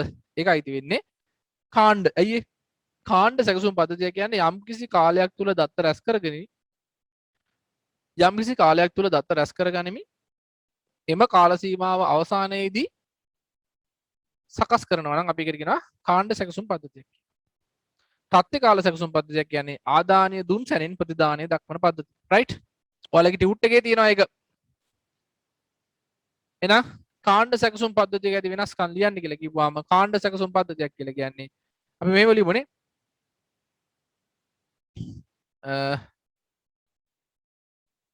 වෙනස්කම් පැහැදිලි කරන්න කිව්වොත් අපිට දෙකට බෙදලා ලියන්න පුළුවන්. එක එක ක්‍රමයකට ලියන්න පුළුවන්. වෙනස්කම් ලියන්න කියන්නේ දෙකට බෙදලා ලියන්න පුළුවන්. නැත්නම් වාක්‍යයක් කොතනද සර් ඒක තියෙන්නේ? තුන්වෙනි ප්‍රශ්නේ.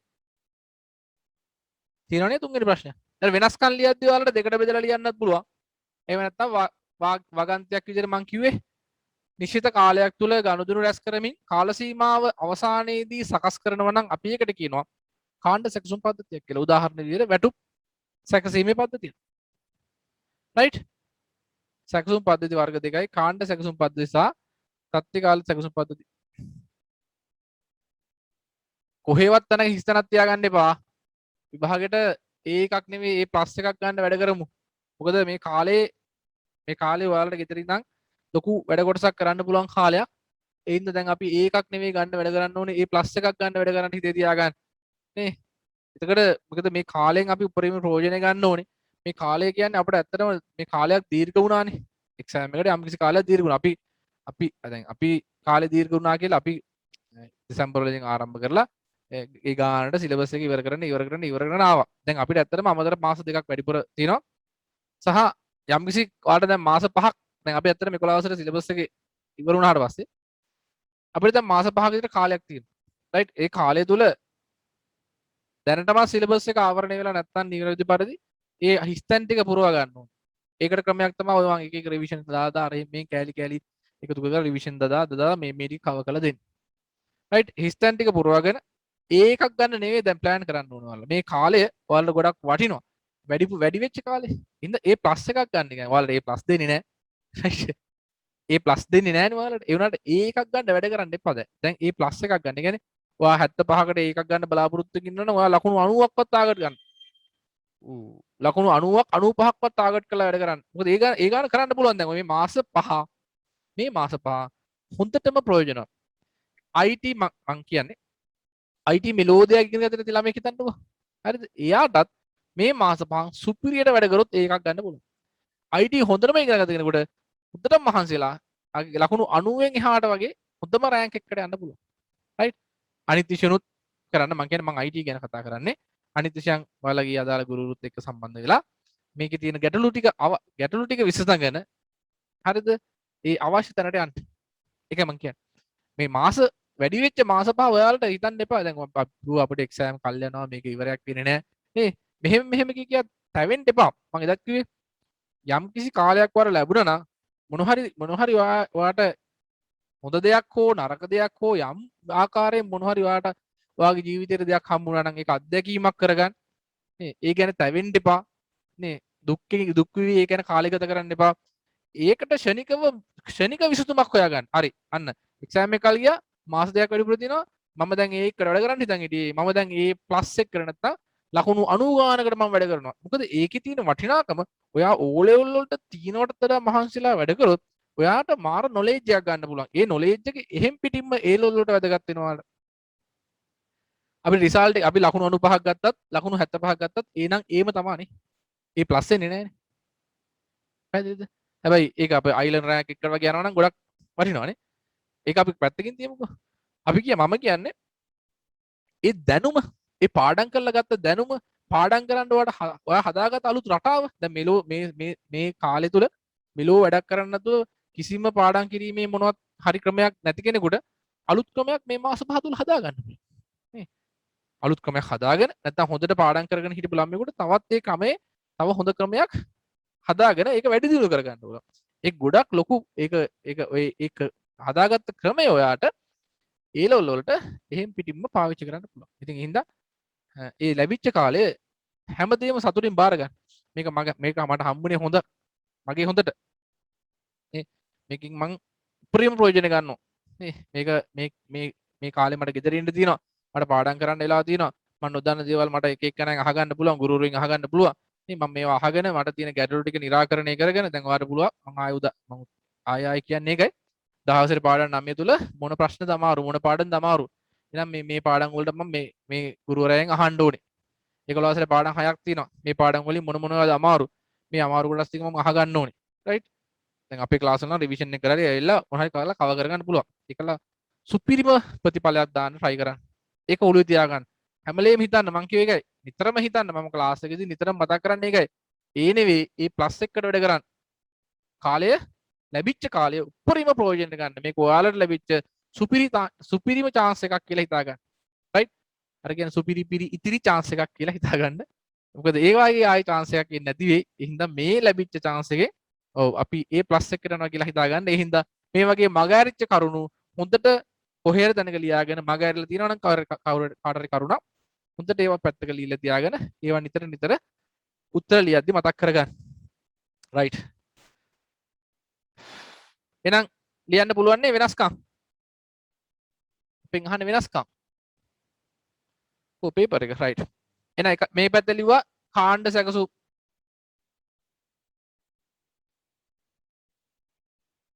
කාණ්ඩ සැකසුම්.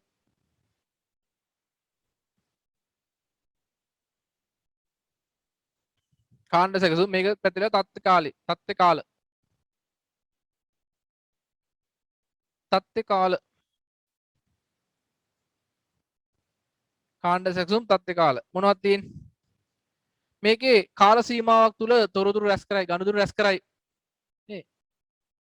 යම් කාල සීමාවක් තුල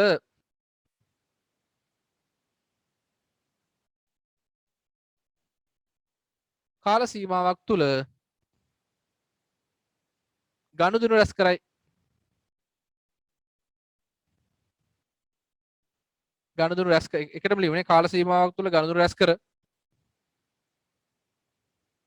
කාල සීමාවක් තුල ගනුදෙනු රැස් කර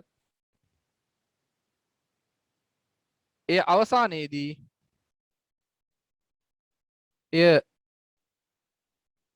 අවසානයේදී කාල සීමාවක් තුල ගනුදෙනු රැස් කර අවසානයේදී සකස් කරයි.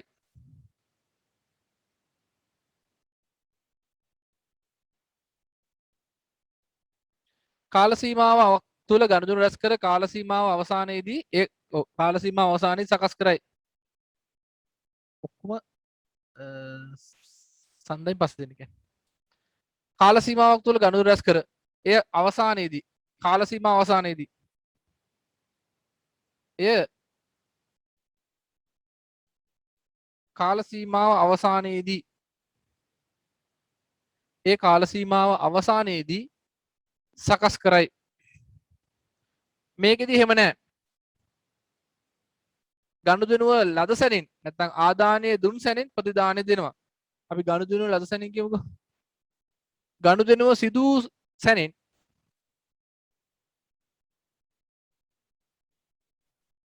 ගනුදෙනු සිදු වූ මොහොතේදීම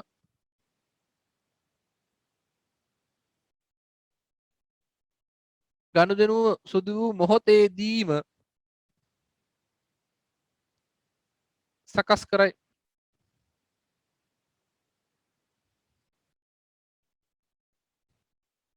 ගනුදෙනුව සිදු වූ මොහොතේදීම සකස් කරයි. උදාහරණයකුත් ලියමු. උදාහරණ මාසික වැටුප් සැකසීම. මාසික වැටුප් සැකසීම.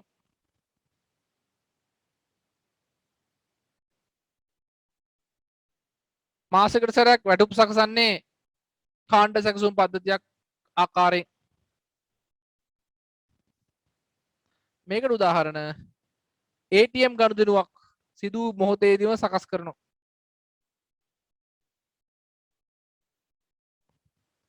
ATM ගනුදෙනු. ඊළඟ ප්‍රශ්නෙට ඔබගේ පාසලේ තොරතුරු පරිගණකගත කිරීම තුළින් ලැබෙන වාසි දෙකක් ඇසුරෙන් පැහැදිලි කරන්න.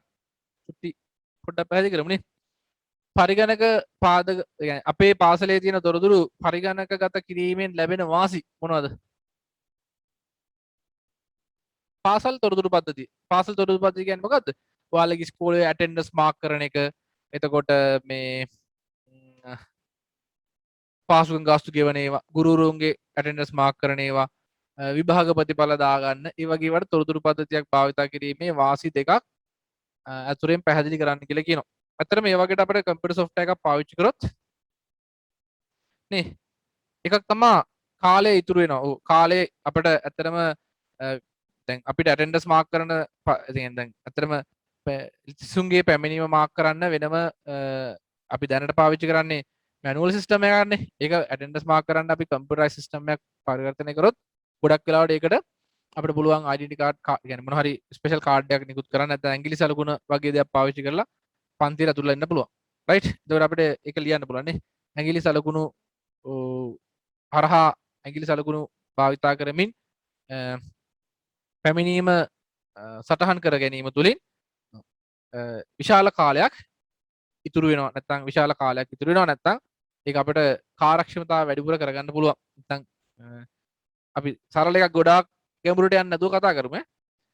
එකක් ලියන්න පුළුවන්. ඇඟිලි සලකුණු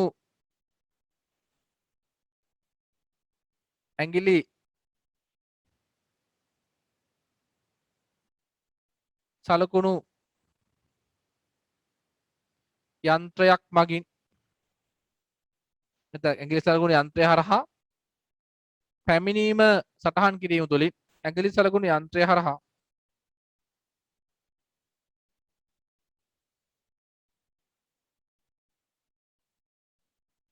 පැමිණීම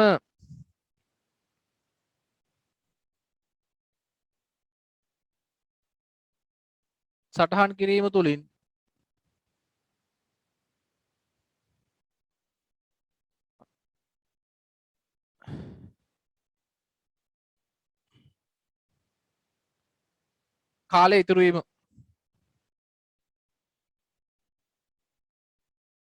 කාලය ඉතුරු වීම අපිට වැඩ කරගන්න පුළුවන් කාලය ඉතුරු වෙනවා. ඊළඟට අප්ඩේට් පහසුවේ අඩු ඉඩ ප්‍රමාණයක් වැය යන්න. ඒක හොඳයිනේ. අඩු ඉඩ ප්‍රමාණයක් වැයීමනේ. අපිට පාසලේ තියෙන තොරතුරු නැත්නම් අපිට දැන් පාසලේ පැමිණීමේ වාර්තා, ප්‍රගති වාර්තා, විවිධ ආදායම් වියදම් වාර්තා තියාගන්න යන ඉඩ ගොඩක් අඩු වෙනවා. රයිට්?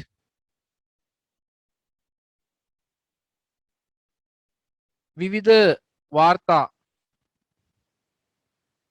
ටික පැහැදිලි කරන්න කියලා තියෙනවනේ. වාසි දෙයක් ඇසුරෙන් පැහැදිලි කරන්න කියලා කියනවනේ.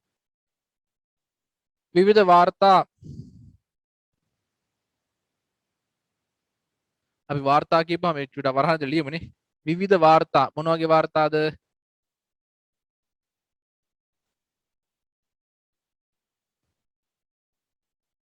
පැමිණීමේ වාර්තා, ප්‍රගති වාර්තා,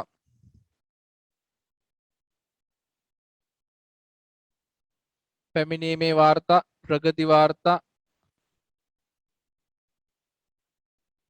ආදායම් වියදම් වාර්තා.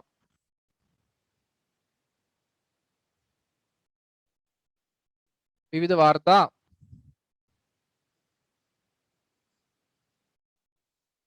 ගබඩා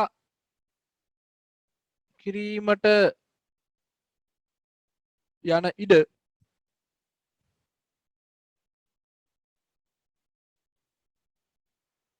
විශාල වශයෙන් ඉතුරු වීම. විශාල වශයෙන්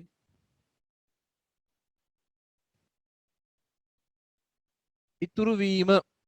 විවිධ වාර්තා ගබඩා කිරීමට යන ඉඩ විශාල වශයෙන් ඉතුරු වීම. ඔව් ආරක්ෂාව වැඩිවීම. නේ අපේ දත්ත සහ තොරතුරු වල ආරක්ෂාව වැඩිවීම. ඒවා ලියන්න පුළුවන්. දත්ත හා තොරතුරු වල ආරක්ෂාව වැඩිවීම.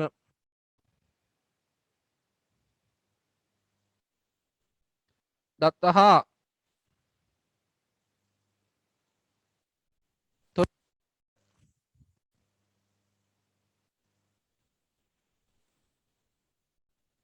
ආරක්ෂාව වැඩිවීම.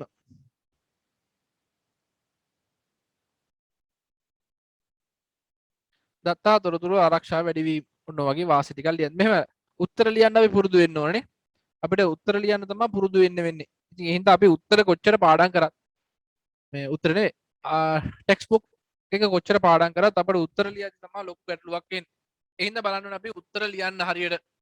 ඊළඟ ප්‍රශ්නේ එක්සෙල් ප්‍රශ්නයක් තියෙනවා. පාසලේ පුස්තකාලය මගින් සිසුන්ට පොත් ලබා දීමට අනුගමනය කරන ආකාරය පැතුරුම් පතක් මගින් දක්වා ඇත. පොත් ගන්නා අයෙකුට දින 30ක් එය තබා ගත හැකි අතර එය වඩා ප්‍රමාද වන්නේ නම් ප්‍රමාද වන එක් දිනක් සඳහා රුපියල් 5ක මුදලක් ගෙවන්න සිද්ධ වෙනවලු. අන්න දවස් 10ට වැඩි නම් රුපියල් 10ක් ගෙවන්න වෙනවා. ඔන්නෝම කතන්දරයක් තියෙනවා. අමානි සිල්වා කොපමණ කාලයක් පොත ළඟ තබා ගත්තේද යන්න සෙවීමට D2 කෝෂයේ සෙවිය යුතු සමීකරණය කුමක්ද? මෙන්න මේ දින ගණන එන්න නම් මෙන්න මේ දින ගණන හොයන්න නම් අපි මොකක්ද කළ යුත්තේ? මේ දින ගණන හොයන්න නම් පොත දුන්නේ දවස කවද්ද? මෙදා 8 2015 7 වෙනි මාසේ 5 වෙනිදා පොත නිකුත් කරලා තියෙනවා. 2015 8 වෙනි මාසේ 20 පොත් බාර දීලා තියෙනවා. එහෙනම් අපිට සිද්ධ වෙනවා වැඩි දිනෙන් අඩු දිනේ අඩු කරන්නනේ. වැඩි දිනේ මෙයා කියන්නේ බලන්න අපි Excel වල පාවිච්චි කරන්නේ කෝෂ ලිපිනනේ. මේ කෝෂයේ නම කියන්න බලන්න. මේ කෝෂයේ නම C කියන කොලම් එකේ දෙක කියන රෝ එකේ තමයි මේක තියෙන්නේ. එහෙනම් මට සිද්ධ වෙනවා සමාන ලකුණු දාලා C2 දාලා අඩු කරන්න C2 ගෙන් අඩු කරන්න තියෙන්නේ මෙන්න මෙයා කියලා කියන්නේ B කියන කොලම් එකේ දෙක කියන රෝ එකට දාලා සෙල් එක එහෙනම් C2 ගෙන් අඩු කරා B2. එතකොට එනවා කවුද? මෙන්න මේ දින 46 ආට ලැබෙනවා. දින 46 ඔයාට ලැබෙනවා. C2 ඍණ B2. පැහැදිලිද? C2 ඍණ B2. ඊළඟ ප්‍රශ්න කියවන්න බලන්න.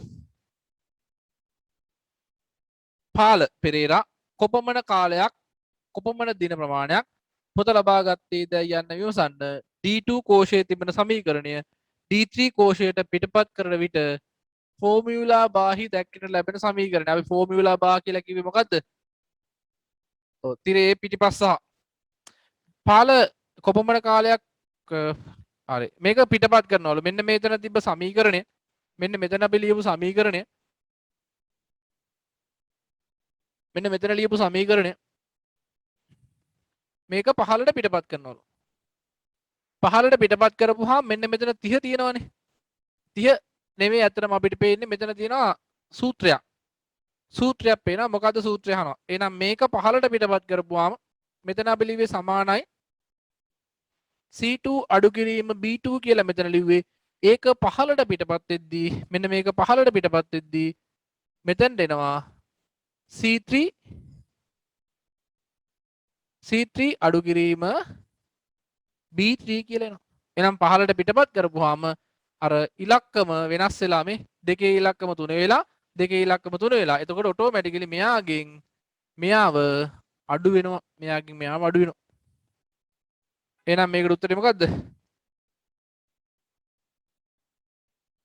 සමානයි C3 අඩු කිරීම B3 නේ. C3 අඩු කිරීම B3. අමානි සිල්වා කොපමණ දින ප්‍රමාණයක් ප්‍රමාදව අමානි සිල්වා කොපමණ දින ප්‍රමාණයක් ප්‍රමාදව ළඟ තබා ගත්තේද යන්න සෙවීමට E2 ප්‍රමාද දින ගණන අහනවනේ. ප්‍රමාද දින ගණන අහනවා.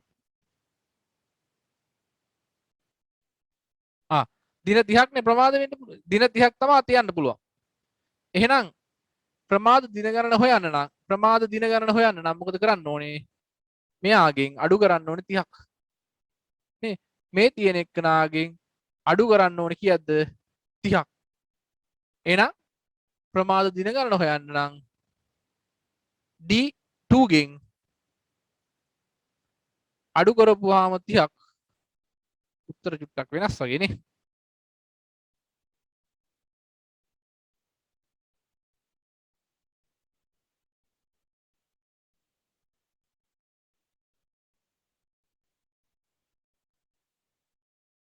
උත්තර චුට්ටක් හදාගමු.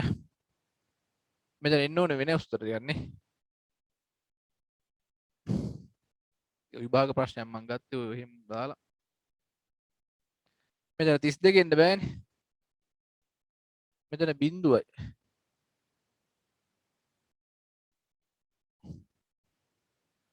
මේ ඉලක්කම හරියට දන්නේ නැහැ නේ. 7යි 31 ඉඳන් 30යි නේ. 8යි 20 ඉඳන්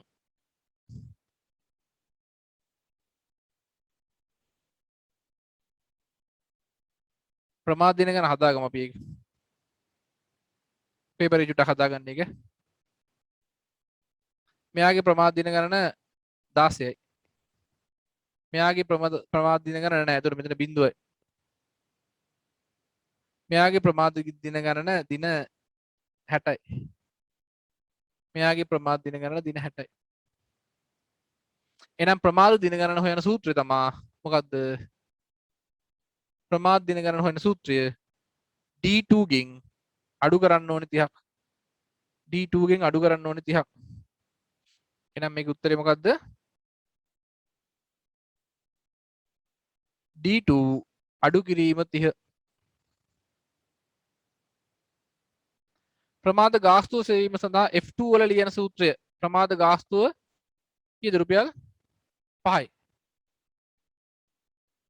ප්‍රමාද ගාස්තුවත් අර දෙනවද කරන්නේ? මේ දේ චුට්ටක් හදා ගන්න ඕනේ. මෙතන බිඳුවයි 10 වරක් 5 මෙතන 80යි. මෙතන 60 වරක් 5 300යි. එහෙනම් ප්‍රමාද ගාස්තුව හොයන්න මෙයාව ගුණ කරන්න ඕනේ කීයෙන්ද? මෙයාව ගුණ කරන්න ඕනේ 5න්. කවද? E2 5න් ගුණ කරන්න. එහෙනම් මෙතන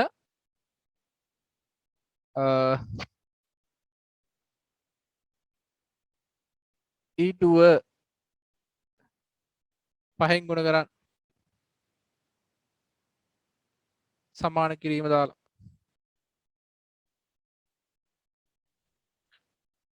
ප්‍රමාද ගාස්තුව වශයෙන් ලැබෙන මුළු ප්‍රමාණය සෙවීමට F5 කෝෂය ලියන්න බලන්න එක. F5 කෝෂය ලියන්න උත්තරයක්. ප්‍රමාද ගාස්තුව වශයෙන් ලැබෙන මුළු මුද සෙවීමට F5 කෝෂය ලිය යුතු සූත්‍රය. F5 සමීකරණය කියන්නේ සිතයක් අහන්නේ නැහැ නේ. සිතයක් අහන්නේ නැහැ සමීකරණය වඩහන්න කියලා කියන්නේ. සමීකරණය නම්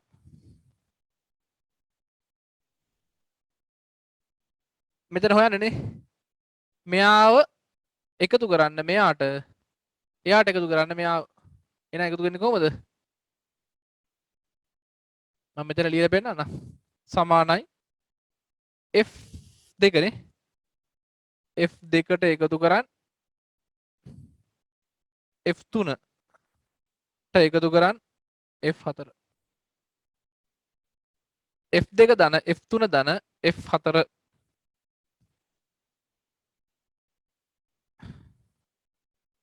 සමානයි F2 ධන F3 ධන F4.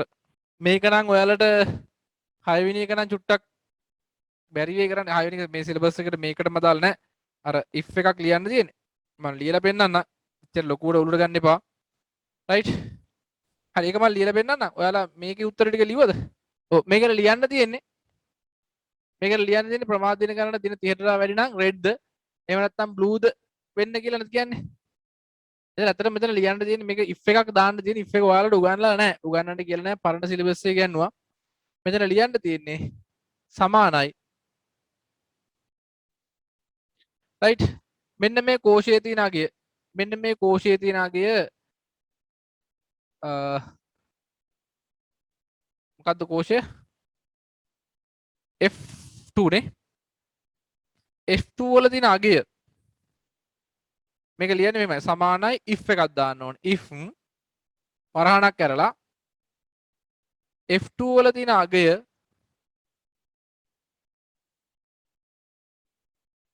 30ට වඩා වැඩි නම් කමාවක් දාලා 30ට වඩා වැඩි නම් red print කරන්න කියනවා.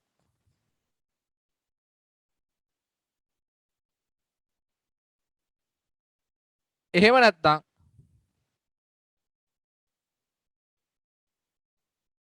blue print කරන්න කියනවා. F2 ලගේ නෙමෙයිද කීයද වගේ තියෙන්නේ? ප්‍රමාද දින ගණන දාන්නේ. ඔව් ප්‍රමාද දින ගණන F2 වල තියෙන්නේ මොකෙද තියෙන්නේ? D2 වලනේ. එහෙනම් මෙතන ඉන්න ඕනේ D2. මේක අපි අර මේ if එක ගැන මම කරනවා මේ ඔයාලගේ ඔෆිස් කෝස් එකේ කරනවා ඈ. O level syllabus එකේ අහන්න නැති නිසා මම පරණ syllabus එක අහපු එකක් ඒක. ප්‍රමාද ගාස්තුව පැහැදිලිව සංසන්දනාත්මකව දැක්වීමට සුදුසු පස්තාර දෙකක් මම පැහැදිලි කරලා තියෙනවා. පස්තාර වලදී හැම එකටම ගැලපෙන පස්තාරය තමයි මොකද්ද? තීරු පස්තාරයි. මේ පස්තාර ටික මම වෙනම පැහැදිලි කරන්නම් ආයේ. මේකෙදි නෙමෙයි. තීරු පස්තාර පාවිච්චි කරන්න පුළුවන්. තීරු පස්තාර පාවිච්චි කරන්න පුළුවන්. දඬු පස්තාර පාවිච්චි කරන්න පුළුවන්. පස්තාර ටික මම Excel පාඩමට දාලා මේ ප්‍රශ්න කරද්දි වෙනම පැහැදිලි කරන්න. දඬු ප්‍රස්තාර තීරු ප්‍රස්තාර දඬු ප්‍රස්තාර රයිට් අන්තිම ප්‍රශ්නේ රයිට් හයවෙනි ප්‍රශ්නේ වාරක මතකයේහි ප්‍රධාන කොටස් දෙකක් දක්වා එහි කාර්යභාරය පැහැදිලි කරන්න. ප්‍රධාන කොටස් දෙක නම් ඔයාලා ලියන්න බැරි වෙයි. ප්‍රධාන කොටස් දෙක නම් ලියන්න බැරි වෙයි. කාර්යභාරය ලියන්න පුළුවන්. වාරක මතකය දහවසරේ දෙවෙනි පාඩමේ පරිගණක මතක යටතේ තියෙනවා. දෙවෙනි පාඩමේ පරිගණක මතක යටතේ තියෙනවා වාරක මතකය. නේ අපි සරලව පැහැදිලිව කාටද කියන්න පුළුවන්ද? කාටද කියන්න පුළුවන්ද වාරක මතකයේ කාර්යය? කවුරු අතරද ඉන්නේ වාරක මතකයේ? කවුරු අතරද ඉන්නේ? RAM එකත් මධ්‍ය සැකසුම් මේකයත් අතර මැදියෙකු ලෙස නිරන්තරයෙන් භාවිතා වන දත්ත తాවකාලිකව මතක තියා ගන්නවා.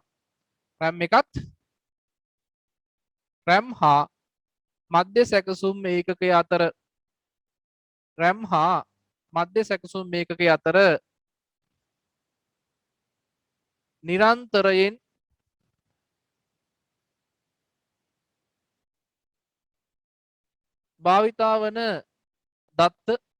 නිරන්තරයෙන් භාවිතා වන දත්ත තාවකාලිකව මතක තබා ගනී. මොන RAM කෑෂ් මෙමරි එකේ කාර්යය වාරක මතකයේ කාර්යය. මේකේ ප්‍රධාන කොටස් තුනක් තියෙනවා. ඒක මං හිතන්නේ ඔයාලට ලොකුට වැදගත් නැහැ. L1 L2 L3 කියලා ප්‍රධාන කොටස් තුනක් තියෙනවා. වාරක මතකයේ ප්‍රධාන කොටස් තුනක් තියෙනවා. L1 L2 L3 කියලා. L1 එක අපි ගන්නේ CPU තුල තියෙන්නේ. L1 එක CPU තුල තියෙන්නේ. L1 එක මධ්‍ය සැකසුම් මේකකයේ තුල තියෙන්නේ. L2 සහ L3 තියෙන්නේ මදර්බෝඩ් එක තුල මව් පුවරුව තුල. L2 L3 තියෙන්නේ මව් පුවරුව තුල. ටිකක් වේගින් කරන් යන්නද? අවුලක් නැහැ නේද? මේවා මං හිතන්නේ සිද්ධාන්ත කරුණු මේවා නිතරම මතක තියාගන්න. වාරක මතකය කියලා කියන RAM එක අතර මැදියෙකු ලෙස නිරන්තරයෙන් භාවිතා වන දත්ත හා තොරතුරු తాවකාලිකව මතක තියා ගන්නවා. සුපිරි පරිගණකයේ සුවිශේෂීතාවය සුපිරි පරිගණකය මේවා ඉතින් සරල දේවල්. වේගය බලය ප්‍රමාණය වේගයේ බලය ප්‍රමාණය හා මිල ඉතා ඉහළයි. ගොඩක් වැඩි. ඉතා ඉහළයි. එසේම දුර්ලභයි. දුර්ලභයි කියන්නේ හැමතැනම භාවිතා කරන්න නැහැ. දුර්ලභයි. තවත් ලියන්න පුළුවන්නේ විද්‍යාත්මක කටයුතු NASA ආයතන වැනි නැත්නම් විද්‍යාත්මක සහ ඉංජිනේරු කටයුතු සඳහා භාවිතා කරන්න පුළුවන්. NASA ආයතන යුදමය කටයුතු සඳහා භාවිතා කරන්න පුළුවන්. දවසට දෙවෙනි පාඩමේ මුලම තියෙනවා. පරිගණකයේ නිර්මාණ වීම කෙරෙහි සිදුරුපත් සංකල්පය දායකත්වයේ පැහැදිලි කරන්න. ඇත්තරම සිදුරුපත් සංකල්පය හොයාගත්තේ කවුද? පරිගණකයේ සිදුරු සහිත කාඩ්පත් සංකල්පය හොයාගත්තේ කවුද? ජෝසප් ජැක්වාඩ්. ජෝෂප් දැක්වාට සිදුරු සහිත කාඩ්පත් සංකල්පය හොයාගත්තට පස්සේ මෙන්න මේ චාල්ස් බෙබේජ් කියන එක්කෙනා පරිගණකයේ සංකල්පය ලෝඩ් ඉදිරිපත් කරා චාල්ස් බෙබේජ් කියන එක්කෙනා මේ සිදුරු සහිත කාඩ්පත් සංකල්පයත් එක්කලා. එහෙනම් ඇත්තටම පරිගණකයේ දත්ත ගබඩා කරන්න නේ මුල් කාලේ පරිගණකයේ දත්ත ගබඩා කරන්න සිදුරු සහිත කාඩ්පත් පාවිච්චි කරා. එහෙනම් ඒක ලියන්න පුළුවන් නේ. පරිගණක නිර්මාණය කරේ සිදුරුපත් සංකල්පයේ දැක්වූ දායකත්වය. දත් පරිගණකය තුල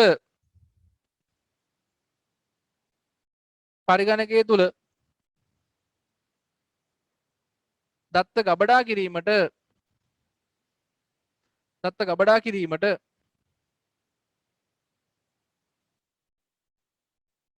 මුලින්ම භාවිතා වූ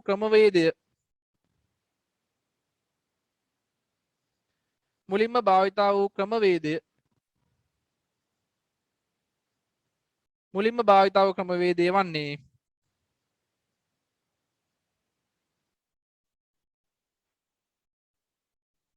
සිදුරු සහිත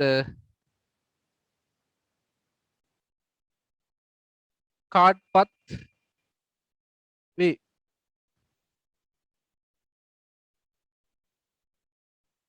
ඒකේ සංකල්පය කියන්නේ මොකද්ද?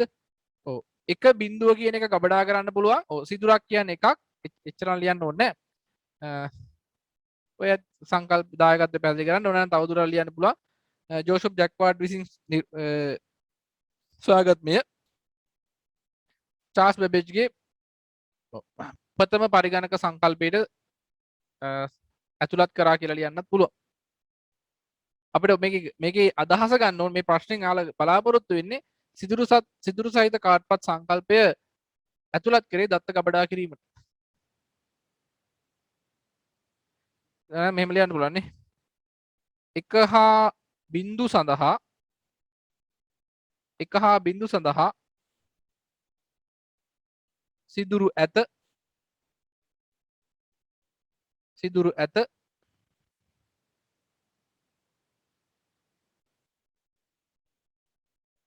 සිදුරු නැත. පරාද ලියන්න. ඊළඟට රජය මගින් මහ ජනතාවට ලබා දෙන සේවය ඉහළ නැංවීමට තොරතුරු හා සන්නිහිත තාක්ෂණයේ භාවිතා කෙටියෙන් පැහැදිලි කරන්න. රජයක් මගින් මහ ජනතාවට ලබා දෙන සේවා වන්නේ G2C ගහන්නේ government to citizen. G2C මතක ඇති 10 වසරේ අච්චු පොතේ පළවෙනි පාඩමේ තිබ්බා රජයක් තොරතුරු හා සන්නිහිත තාක්ෂණය භාවිතා කරමින් රටේ පුරවැසියන් රාජ්‍ය හා රාජ්‍ය නොවන සංවිධාන වෙනත් රජයන් සඳහා තොරතුරු හා සන්නිහිත තාක්ෂණය භාවිතා කරමින් සේවාවන් සපයනවා. ඒකෙදි ඔයාලට වෙනම කතා කරා G2C සඳහා ලබා දෙන සේවාවන් මොනවද? රජයේ ගැසට් පත්‍ර නේ. මම මේක දැන් උත්තර ලියන්න යන්නේ නැහැ. ඔයාලා අච්චුපත ගන්නකෝ. ටෙක්ස්ට් බුක් එකේ එන්නකෝ පළවෙනි පාඩමට.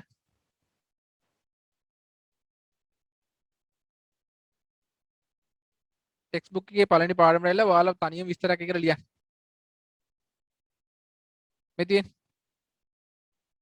G2C රජයක් විසින් පුරවැසියන්ට ලබා දෙන සේවාවන් පිටු අංක 8 තියෙනවා. පිටු අංක 8 තියෙනවා. රාජ්‍ය පොඩි පෙටි විස්තර ලියන්නේ. රාජ්‍ය ආයතන නාමාවලිය ළමයිට මේ මිනිසුන්ට ගන්න පුළුවන්. බිල්පත් ගෙවන්න රජයක් විසින් සේවාවන් සපයනවා. අපිට වාහන බලපත් අලුත් කරන්න. මෙන්න මේ වගේ රාජ්‍ය තොරතුරු කේන්ද්‍රයේ සේවාවන් ආණ්ඩුක්‍රම ව්‍යවස්ථාව නීති රීති පද්ධති තිබෙනත් බොරුවට හරි පෙන්නනවා. ඔන්න ඔය විස්තර ටික ලියන්න පුළුවන් නේ. රයිට්. ඉතින් ඔය පේපර් එකට අදාළ විස්තර ටික ලියන්න රාජ්‍ය ආයතන නාමාවලිය බිල්පත් ගෙවීමේ සේවා මේ ප්‍රශ්නෙට උත්තරේ මම කියන්නේ. කෙටියෙන් පැහැදිලි කරන්න කියනවනේ. ලොකු පැහැදිලි කිරීමක් ඕනේ නැහැ. ඔයාලට මෙන්න මේ ටික ලිව්වත් ඕකට ලකුණු හම්බ වෙනවා. රාජ්‍ය ආයතන නාමාවලිය ලබාගත හැක බිල්පත් ගෙවීමේ සේවා රජයක් විසින් අන්තර්ජාල හරහා අපට සිදු කරන්න පුළුවන්. කියන්නේ අන්තර්ජාල හරහා සිදු කරන්න තියෙන දේවල් නේ අහන්නේ. වාහන බලපත්‍ර අලුත් කිරීමට ඒත් අන්තර්ජාල හරහා ඒක ලියන්න. වාහන බලපත්‍ර අලුත් කිරීමට අන්තර්ජාල හරහා සිදු පුළුවන්. right ඒතර ඔය පේපර් එක ඉවරයි. ඔය පේපර් එක මම දැන් මේ ඉන්ටර්නෙට් එකට අප්ලෝඩ් කරනවා මේ පළවෙනි එකයි දෙවෙනි එකයි ඔක්කොම කරලා. ඔයාලා අඩුපාඩු තියෙනවා හරි ගස්ස ගන්න පේපර් එකේ. ඒතකොට ලබන සතියේ මේ මාසේ ටියුට් එක සඳෙන් පස්සේ ගන්න පුළුවන්. රයිට්. මේ මාසේ ටියුට් එක සඳෙන් පස්සේ ගන්න පුළුවන්. මේ මාසේ ඉන්න ඔයාලට සිලබස් එක සම්පූර්ණ සිලබස් එකට අමතරව පේපර් ක්ලාස් එකට පේපර් ගෙනවා. සඳ වෙද්දී මම රෙඩි කරලා තියන්න සඳෙන් පස්සේ ගන්න. අනිවාර්යෙන් ගන්න. ඊළඟට සඳුදා 12 මාරට තියෙනවා 10 ස්ලෝ රිවිෂන් එක. ඒකට සම්බන්ධ වෙන්න පුළුවන් සඳ 12 මාරට. මම හැම එකේම ලින්ක් එක දාන්නම්. ඒ කියන්නේ 10 වසර මුල පාඩම් ටික මුල ඉඳන් කරගන්න අවශ්‍ය නම් ඒකට සම්බන්ධ වෙන්න පුළුවන්. ෆාස්ට් රිවිෂන් එකට ආපු කට්ටිය නම් ඒකට එන්න ඕනේ නෑ. ඉතින් මම කියන්නේ නිකන් මදි වගේ නම් තවදුරටත් අප්ඩේට් වෙලාම ඉන්න ඕන නම් ඒකට එන්න පුළුවන්. රයිට්. එහෙනම් හැමෝටම ආයුබෝවන්.